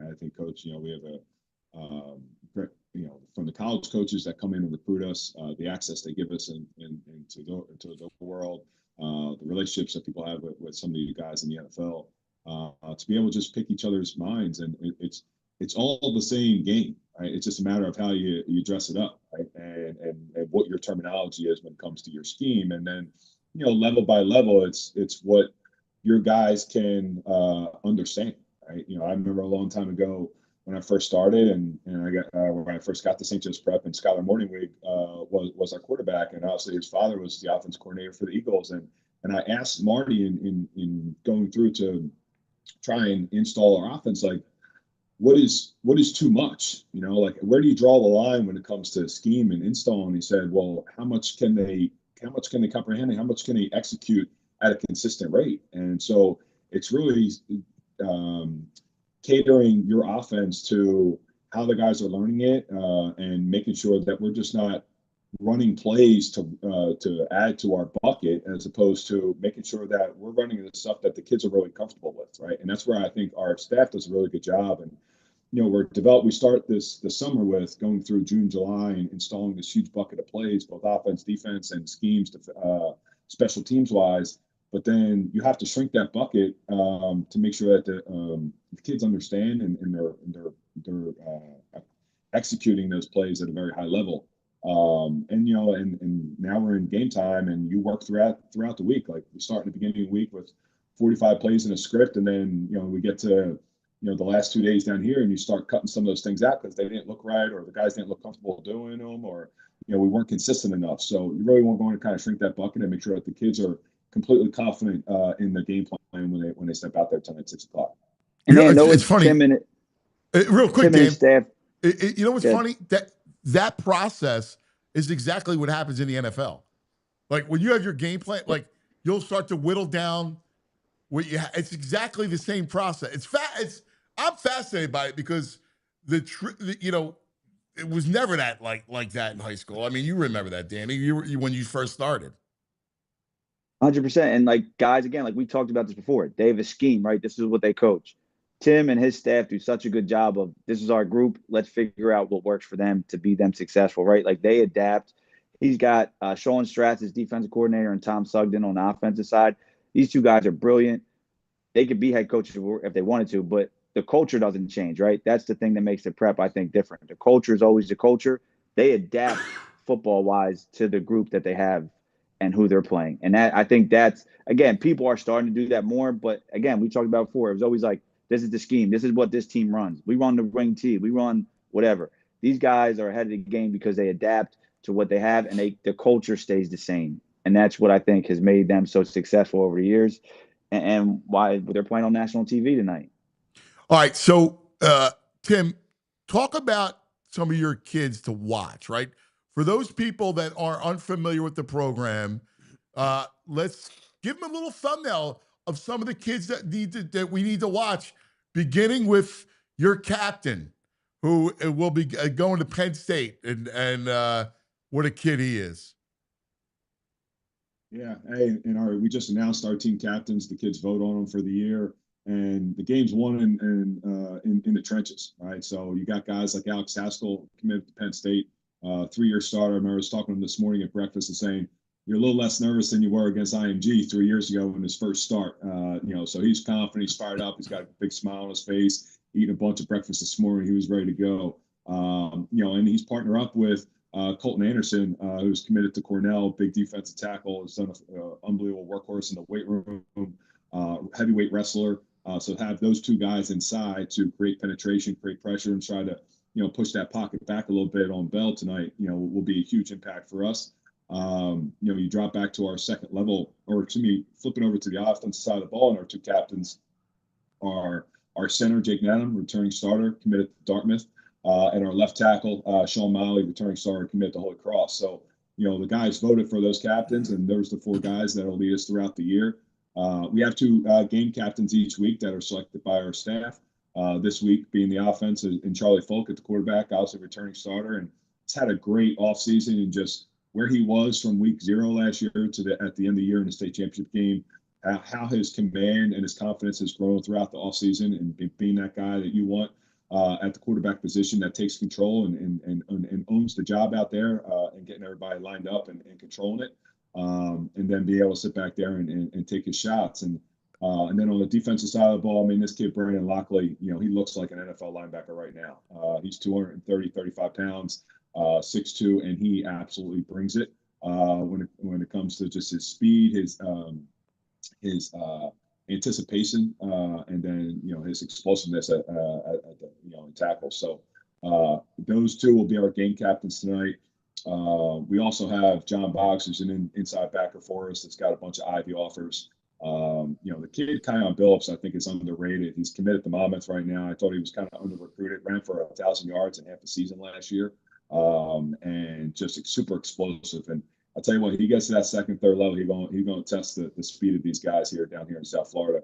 And then obviously kind of flipping back and forth. We got some great guys, skill guys on the outside, both offensively and defensively. Jet Harrison has just been phenomenal coming off his freshman year, leading us in receiving. Hey, real quick on Jet, real quick, Coach, on Jet. The genes don't lie, man. I mean, it's unbelievable. Like when you got your first look at him, did you just go, "Oh my"? Like, yeah, another. Like the kid's just gonna be a stud. No, it's funny when so we're around Marvin Jr. and you coached him, and then you see glimpses of what you saw from his father in the NFL, right? And then now you've coached Marvin Jr. and then you see Jet, and Jet is kind of like a year ahead physically, just his body, and they're a little bit different receiver wise, but they're just unbelievable athletes. But just their attention to detail, their focus, and their discipline when it comes to route running, and then his natural ability to catch the ball outside of his frame is pretty special at this age. So I'm excited to kind of see him and Charlie link up a bunch tonight, get him involved, and see what he can do, because he's a special talent that for just such a young age. Big time. And Charlie, I'm excited for Charlie because we are very close with his family, and the kid works and works. He's got great size, and he can spin it. I was at a lot of his workouts, and Charlie can spin it, man. He's got a great arm. Yeah, he's a natural thrower of the football. He works a ton with Jeff Christensen as well as Patrick Mahomes' personal coach, and he's been down around here this weekend. It's great to see him. He's been great to me, just learning from him as a quarterback guru as well, and kind of helping my development and just quarterback piece there as part of that as well. But Charlie, just his sense of coming into this year in the off season, his commitment to the weight room. I threw him a jump rope in January and said, "Hey, we got to get these feet right now." And just that foot speed in the pocket was something he needed to improve. Fill out his body. Just in the weight room there, and then just his mental capacity for the game right now is so much bigger than where it was at this time last year. So the game has slowed down for him. He's playing with a ton of confidence. He's got command at the line of scrimmage, and we put a lot on these guys. At the quarterback position, it's not simple here, right? They're going to have to check protection. They're going to have to get us in and out of plays when things are not good, and then they got to call the shots and make sure everybody's ready to go up there, and then. Listen, it's going to be the highs and lows. The other thing I think that Charlie has is he's got a lot of poise. He doesn't get too high with the highs. He doesn't get too low with the lows, and he kind of is very even keel there, and just kind of dial into what has to happen on the next play in the next series. That's awesome. Danny, on the other side is Dia Bell, Raja Bell's son, who is one of the top quarterback prospects in the country and is committed to Texas. So, tell us about American Heritage a little bit. He's elite. He's elite. He can really throw. He's very accurate. I was just talking to Tim. He gets it out quick, but he's elusive, man. That's the thing. Like he can move, right? Again, genes don't lie, right? He's got a father who played in the NBA. He can move, man. So containing him, I think, will be huge for the prep. But again, you don't become a top, 2-3 quarterback in the country unless you're a dude, man. He's got the size. If he gets out the pocket, he can rip it. He can run. So it's a tall task. I mean, every team coming in is going to say, how can we slow him down, right? How can we limit the damage that he can do? Because you got to slow guys like that down. You're not going to stop them, right? You got to slow them down and figure out ways to confuse them. But he's everything as advertised. I watched their scrimmage last week. He can do it all, man, and he's an impressive kid, and I'm excited to see him out there tonight. I love it. Obviously, We are boys. We're in overtime. OT, baby. OT, baby. OT, you know it well, Danny D. You know it. I know, Coach, you got a busy day ahead of you. I'm so excited for you. It's the beginning. You have a scheduled 3-team gauntlet ahead before you get into league play. So like you guys don't take an easy route of a schedule. No, we're not going to hide for anybody. You know, for us, as Danny talked about earlier, you know, it's a mindset for us that iron's going to sharpen iron. And, you know, it's something I didn't necessarily understand a lot when I was a young coach at 23, 24, as here as an offense coordinator. And we're playing the Don Boscos and the St. Joe's Mont Bells and the boys from up north. And they were powerhouses. And it was 35-0 at halftime. And it was like Groundhog's Day. And I was just like, are we doing this to ourselves? But, you know, you learn so much about yourself as a coach, your staff, and your team and what needs to get fixed. You know, so the thought process for us is we're going to go play great competition. We're going to figure out who we are and what needs to get fixed. And then we come back off the non-league schedule and we dive into a tough Catholic League schedule, but they play with a ton of confidence because they played against some of the best around. And it gives these guys a great experience too. It exposes any of our weaknesses, right? And says, okay, now we got to get back into the league. We got to fix these things. You know, and if you have that opportunity to get to the playoffs and make a run at this thing, these guys, hopefully we're playing our best football. All those things have been fixed, and now they played in the bright light, so it comes natural to them. So, you know, it's been a kind of a cookie cutter recipe for us that has been pretty successful. We've been 3-0 in these games and won state title. We've been 1-3 in these games and won a state title. So it's really for us. It's, hey, let's go find the best. Let's go compete.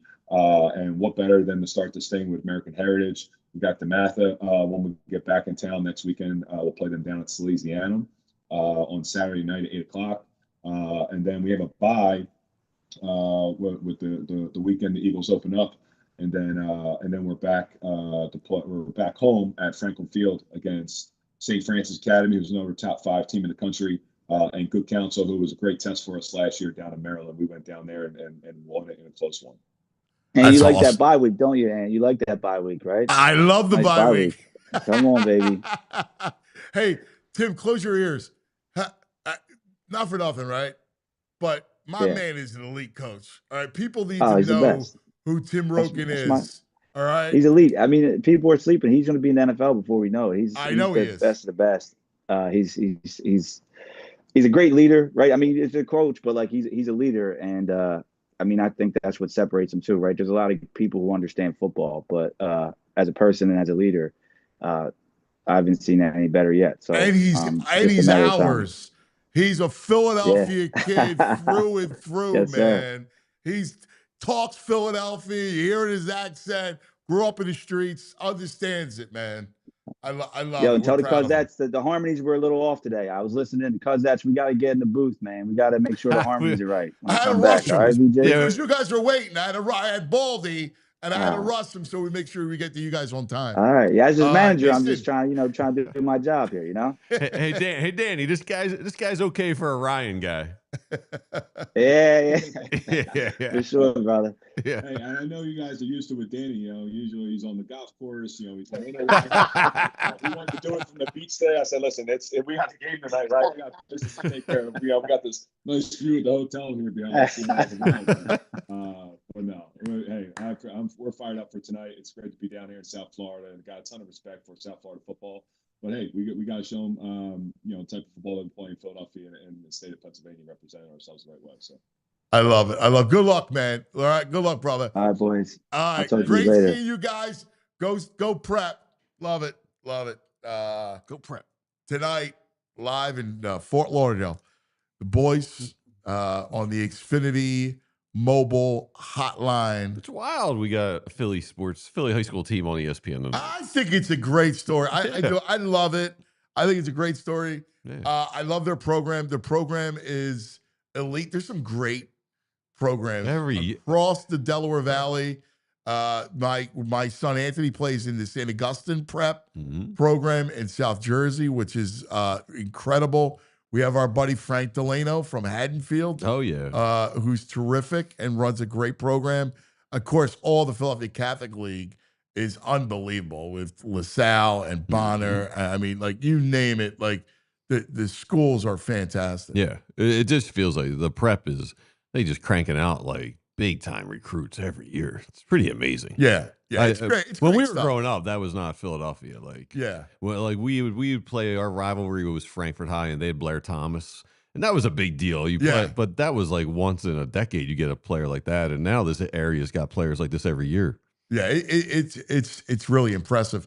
I sat down with Raja Bell.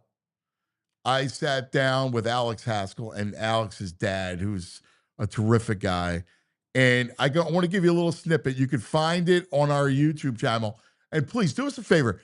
You got to subscribe. And it really helps us, right? Like, it's free. Just hit the subscribe button. It really works. Of course, we want you to be a diehard. But at the very least, we really want you to subscribe and tell your friends. And this way, you can really, it'll help us. So, do you have it? Do you know what it's titled? Yeah.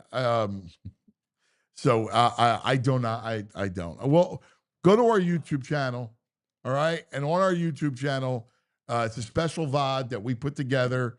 It's a 30-minute kind of look at both programs, both stories of Dia Bell, who again, it's Raja. I saw Raja. He looks like he still play. Oh, I'm sure. Yeah. It's funny. Raja Bell, who's a favorite in the 2001 Sixers, was a fan favorite. He's got 3 boys. His oldest, obviously, is this quarterback who's going to be going to Texas. He's got a rising sophomore who's a top 25 player in the country. Football or basketball? Basketball. Wow. And he's got a 13-year-old who's a basketball player. Wow. And they're all going to play elite. Thank you, Tyler. So here we go. So here's about 5 minutes of it. And your son, Dia, is the #1 quarterback in the country, committed to Texas. What's this journey been like, being dad? I mean, God bless. I'm so happy. And you guys are playing St. Joe's Prep Friday night on ESPN2. It's such a great story. Yeah, I appreciate that. It's a lot more nerve-wracking, a lot harder to be a parent than it is to actually be out there competing. But Dia was always when we were younger, like, he was born in Phoenix, and so he was kind of able to be around the Jazz a little bit as a high five kid as you're coming out to the court and stuff like that. And even from that time, he really loved football. He always had a football in his hands, always wanted football, gear for Christmas and stuff like that. And it wasn't until maybe COVID, I think I forget what grade it was, but he had always been dual sport, like true dual sport, where we played football and we were all in on that. And then we didn't touch a basketball until basketball season came around, and then vice versa. And it was around COVID where he just kind of, we were in the backyard getting some work, probably too much work for a kid that age. And he just told me he didn't love basketball like that. And I was proud that he could be as honest as he was about that. I was hurt that he didn't want to play that sport that he showed so much promise in and that I played. But, I supported that. My wife supported it. And then we dove into the football. So it's been a cool ride, man. He just worked his tail off. He plays in a great program that's given him, a lot of people to aspire to be like. They've set a standard for him to try to live up to. They don't take losing lightly. Like, everything they do is in an effort to win a state championship every year. And him kind of being bred in that fire, I give them a lot of credit, along with him, for who he's become in that space. Did you always love? Now here is Alex Haskell, his dad. All right, he's going to Penn State. He's a DN. He's a DN stud, dude. He's one of the captains of prep. What a kid, Alex. What a kid. Great family. Hey, my God, stud.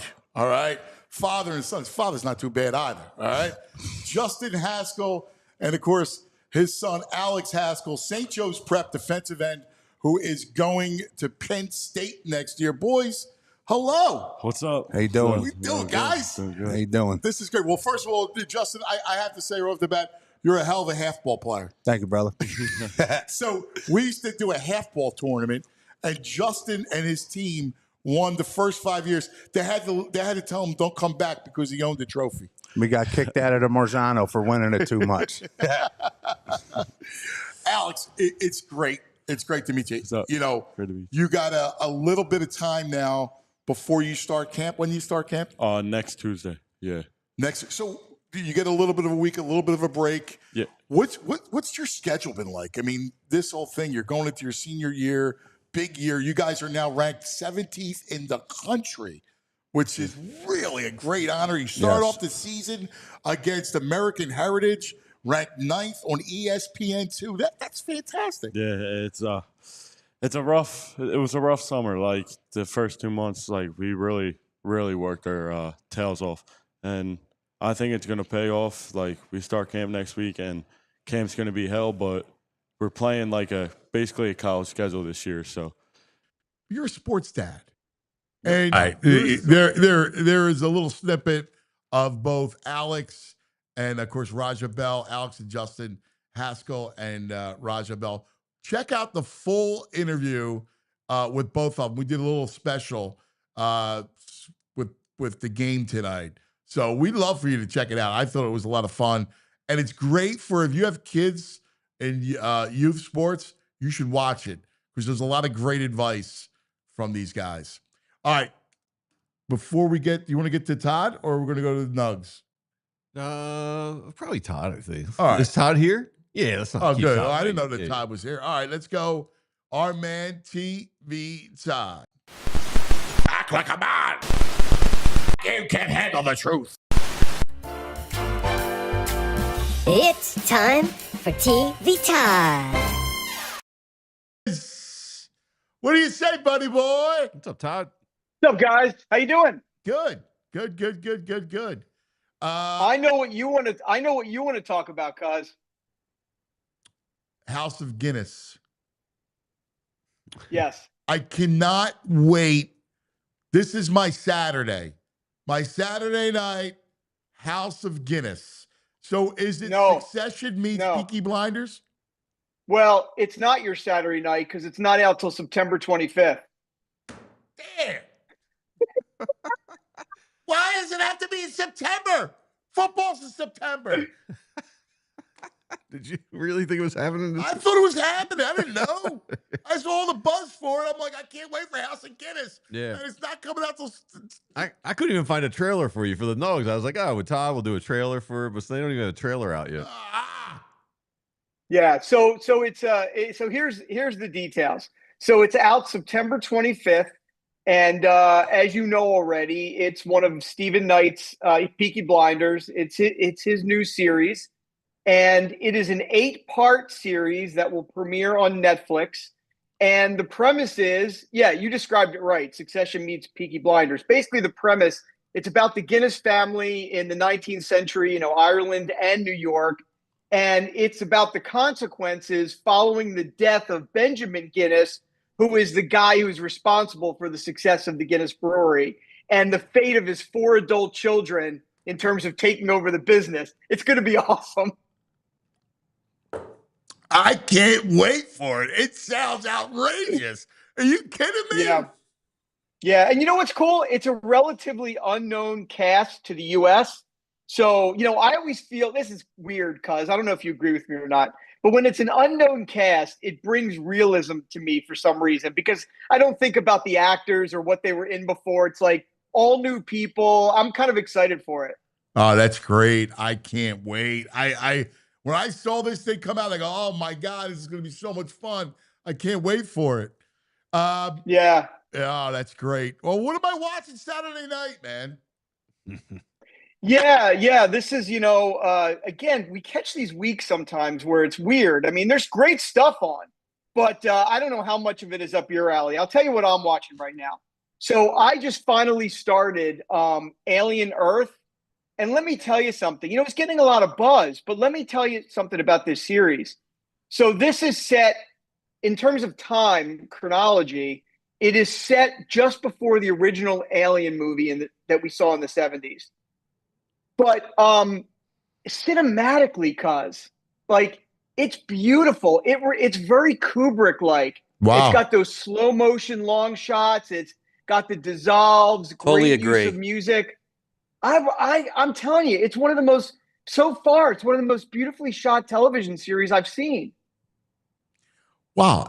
And so the story takes place as a prequel to the movie, the original movie? It does, but you don't need to know anything about it. So the basic premise of this series is, like in the Alien movies, there's these research ships that are doing research, and an alien specimen gets put on them and brought back to wherever. So in this series, it takes place just before or just at the time that the world is figuring out how to introduce cyborgs and these hybrid humans, which is like Ash, the character Ash in the movie Alien. And at the same time, a research vessel bringing back specimens crashes into the Earth. And now these cyborgs have to figure out how to rid the Earth of these specimens, which are the alien creatures. So far, it's really good.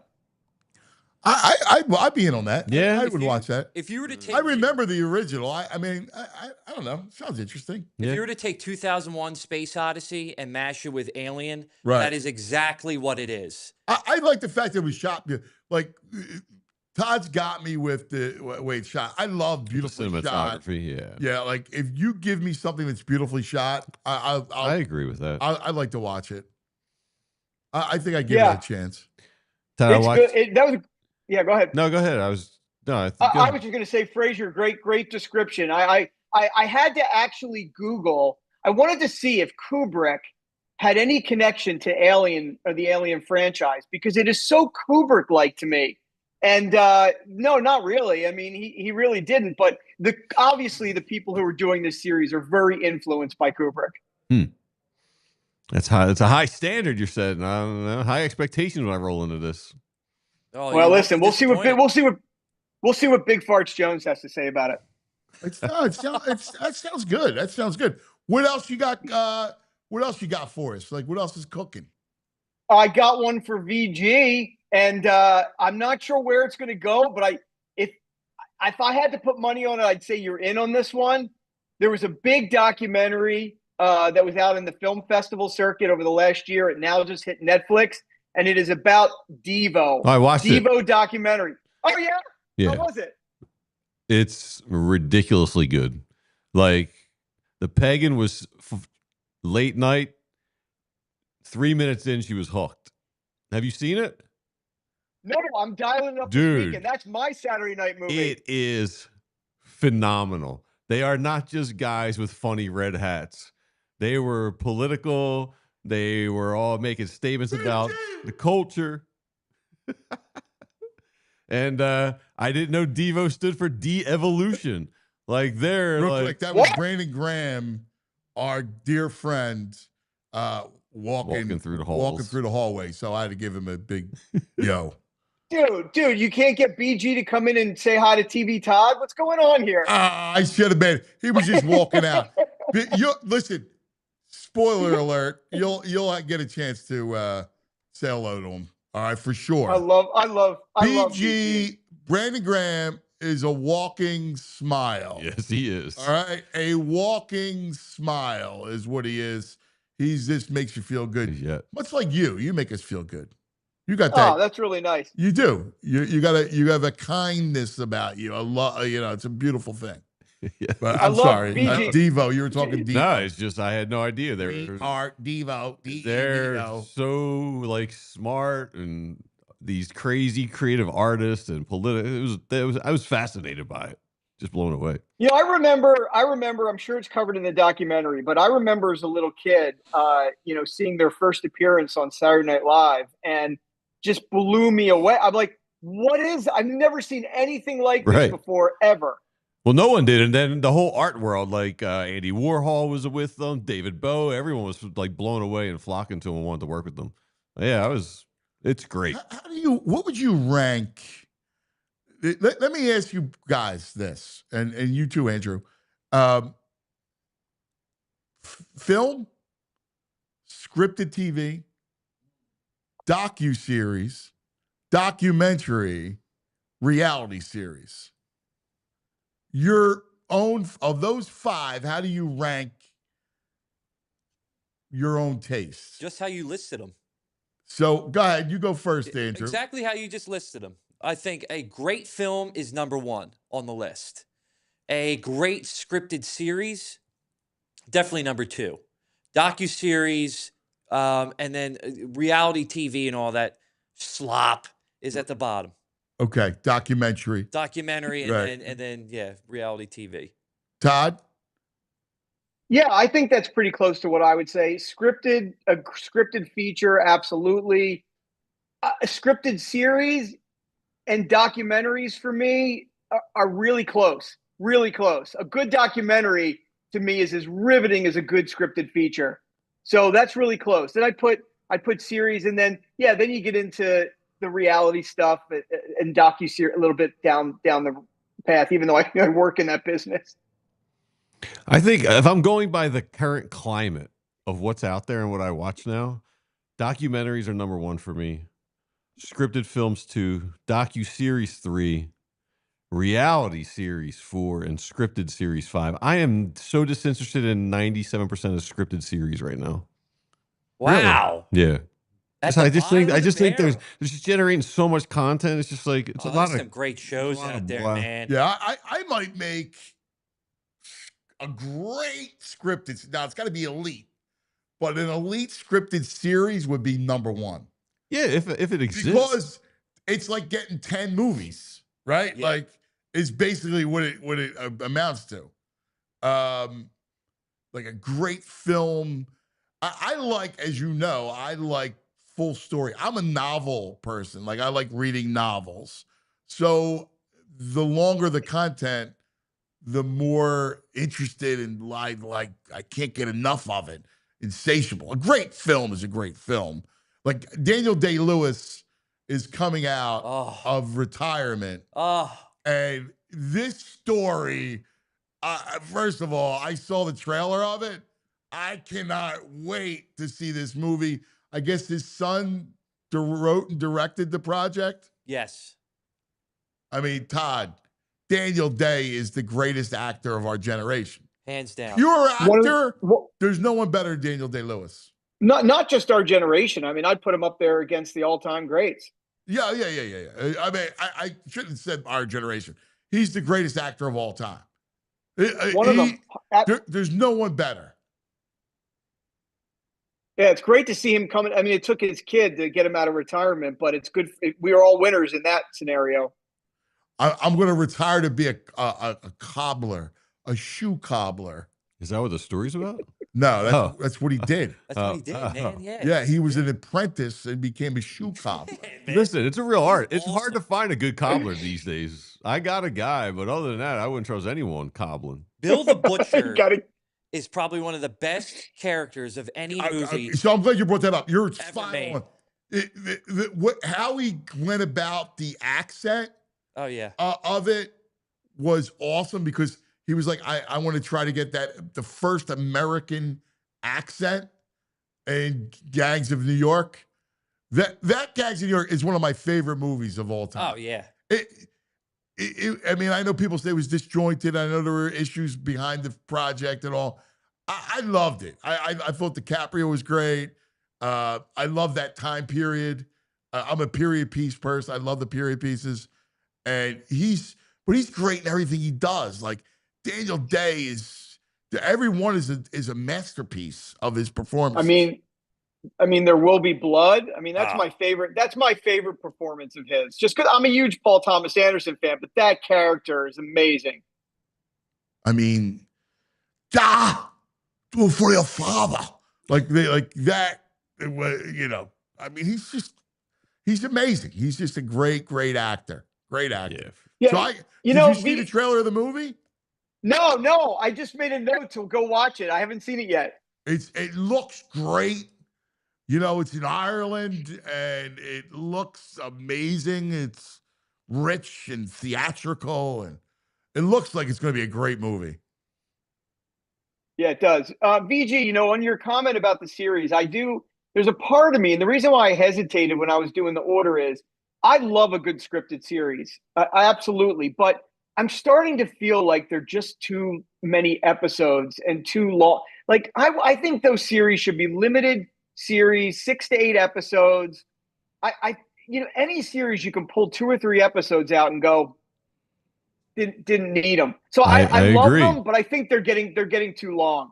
I get bored with most of them. Like if I'm in for the first series or two, it's good. The first episode or two, and then it's just like the one with the Ham from John Hamm, The Neighbors. The Neighbors, great. The first episode, amazing writing, really good, sucked in. Second episode, okay. By the third episode, it's like, yeah, they don't have it. They had a good first episode, and that was it. And I feel like that's the case most of the time. I mean, the problem is the premise.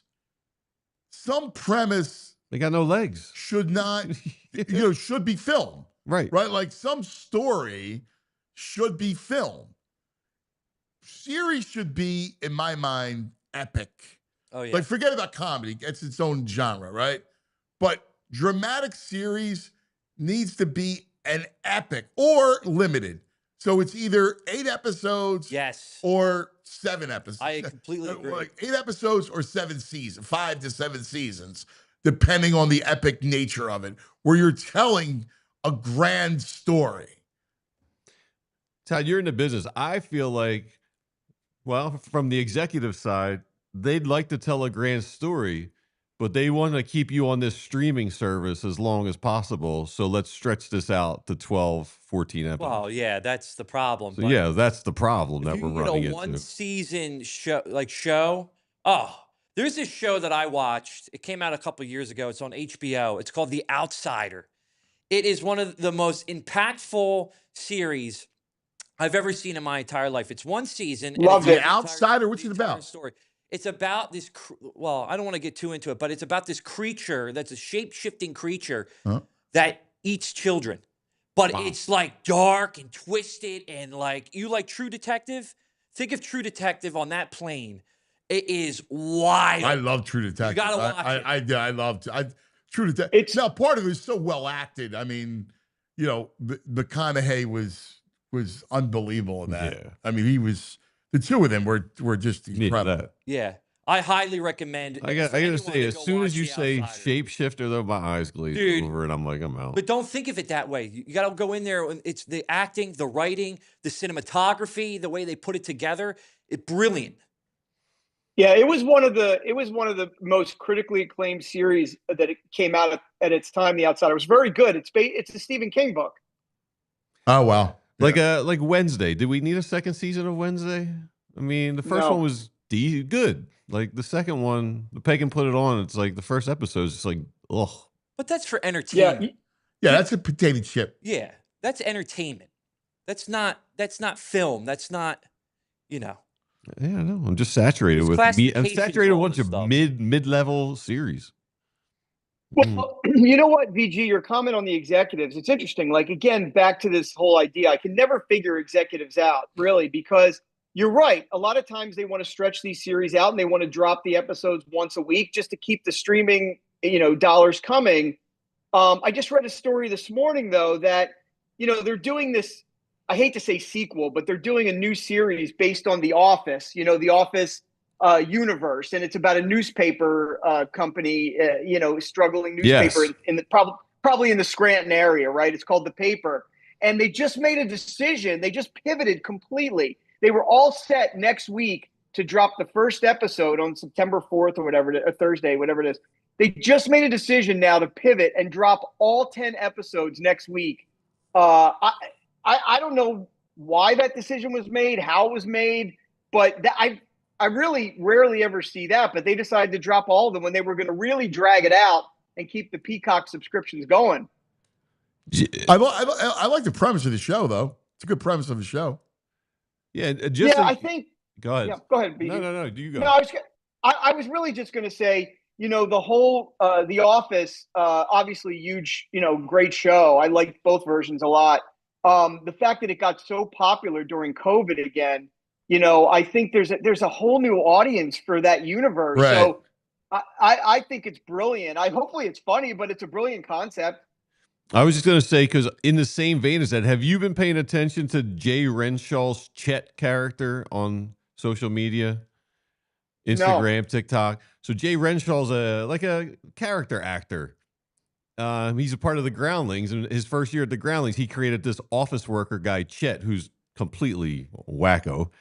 But he's built it over 2 or 3 years with the Groundlings, and then he started doing episodes online, and hundreds of thousands of people views every week now on these episodes. He's clearly going to get a TV deal for it.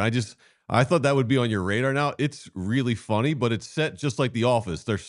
They work in a little office, and there's like a doc crew kind of filming, it seems like. But yeah, you should check it. Jay Renshaw's the comedian actor. All right. I'll check it out. Yeah, I love that stuff. Listen, that's why, full circle, VG, for you and I back to Spinal Tap next week. Yeah. Or a couple weeks. It's, I love the whole mockumentary. I love that genre. I think sometimes it's a bit overdone, but if done right, it's so funny. Yep. Dude, we got to wrap up. Oh. But did you see Baldy by any chance?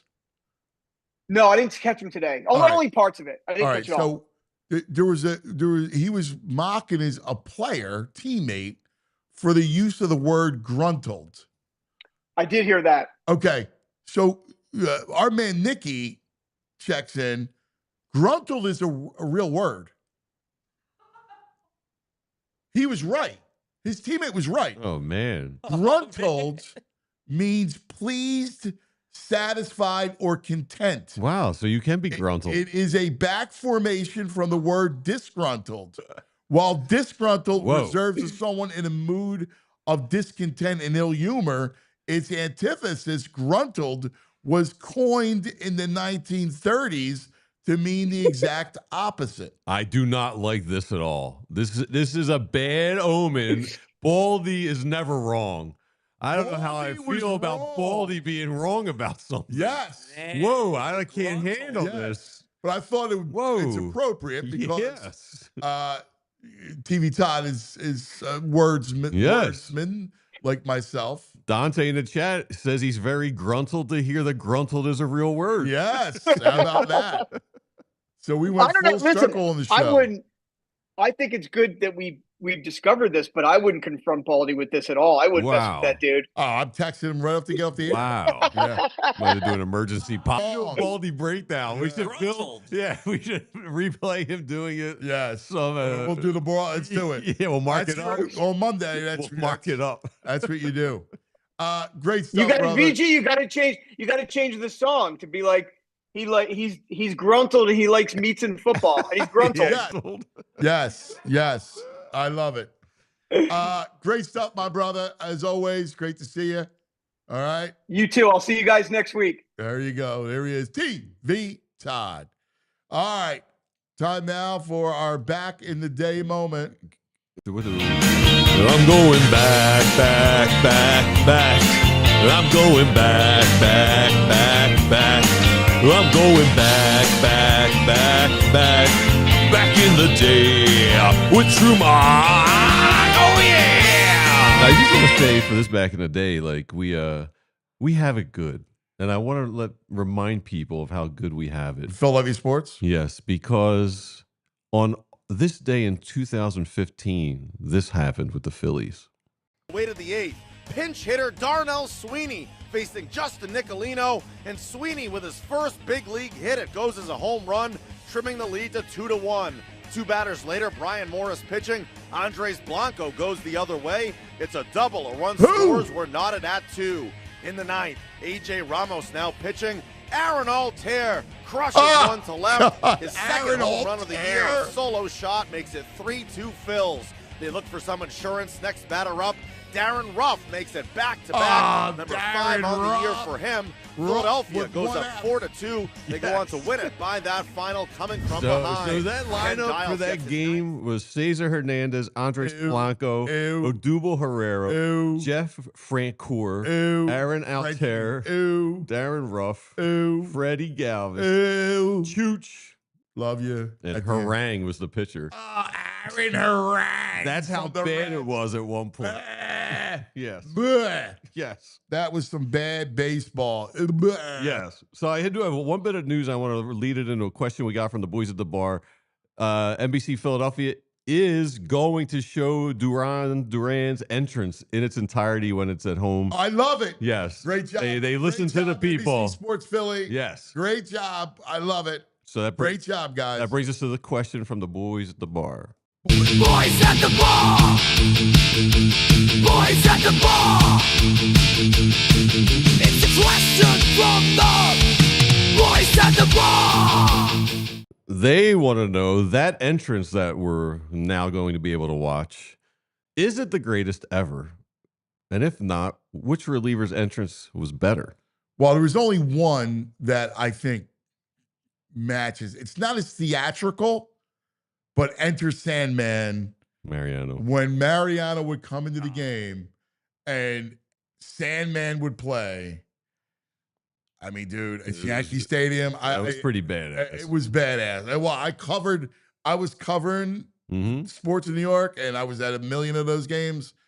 And when he would come into the game and it would be Enter Sandman, it was like, whoa. Yeah, and it's that song too. Yeah, the song is brooding. Yes. The song means something. Yeah. And here comes Mariano. He puts you to sleep. Yeah. Hoffman's Hell's Bells was cool. Yes. Hell's Bells was great. Yeah, that like it though. I like the visuals of the tarantula. No, the visuals are, like I said, it's more theatrical. Yes. And then you got a guy throwing 105. Yes. Right? So that all works. But boy, Sandman. I'm probably with you. I mean, Yeah. I mean, listen. This might be the second best all time. Yes. Yeah. And who knows? You go through in October and he's closing games. Yeah. And I had it on my list. Someone, Runny Nose Productions brings up in the chat, Wild Thing in Major League was pretty good. Yeah, that was great. Oh, yeah. That's great. That's great stuff. All right, everybody. That's going to do it for us. Have a great day. Great job, Andrew. Appreciate it. We love you guys. We'll see you Monday. Go Birds! We all silly like the mayor.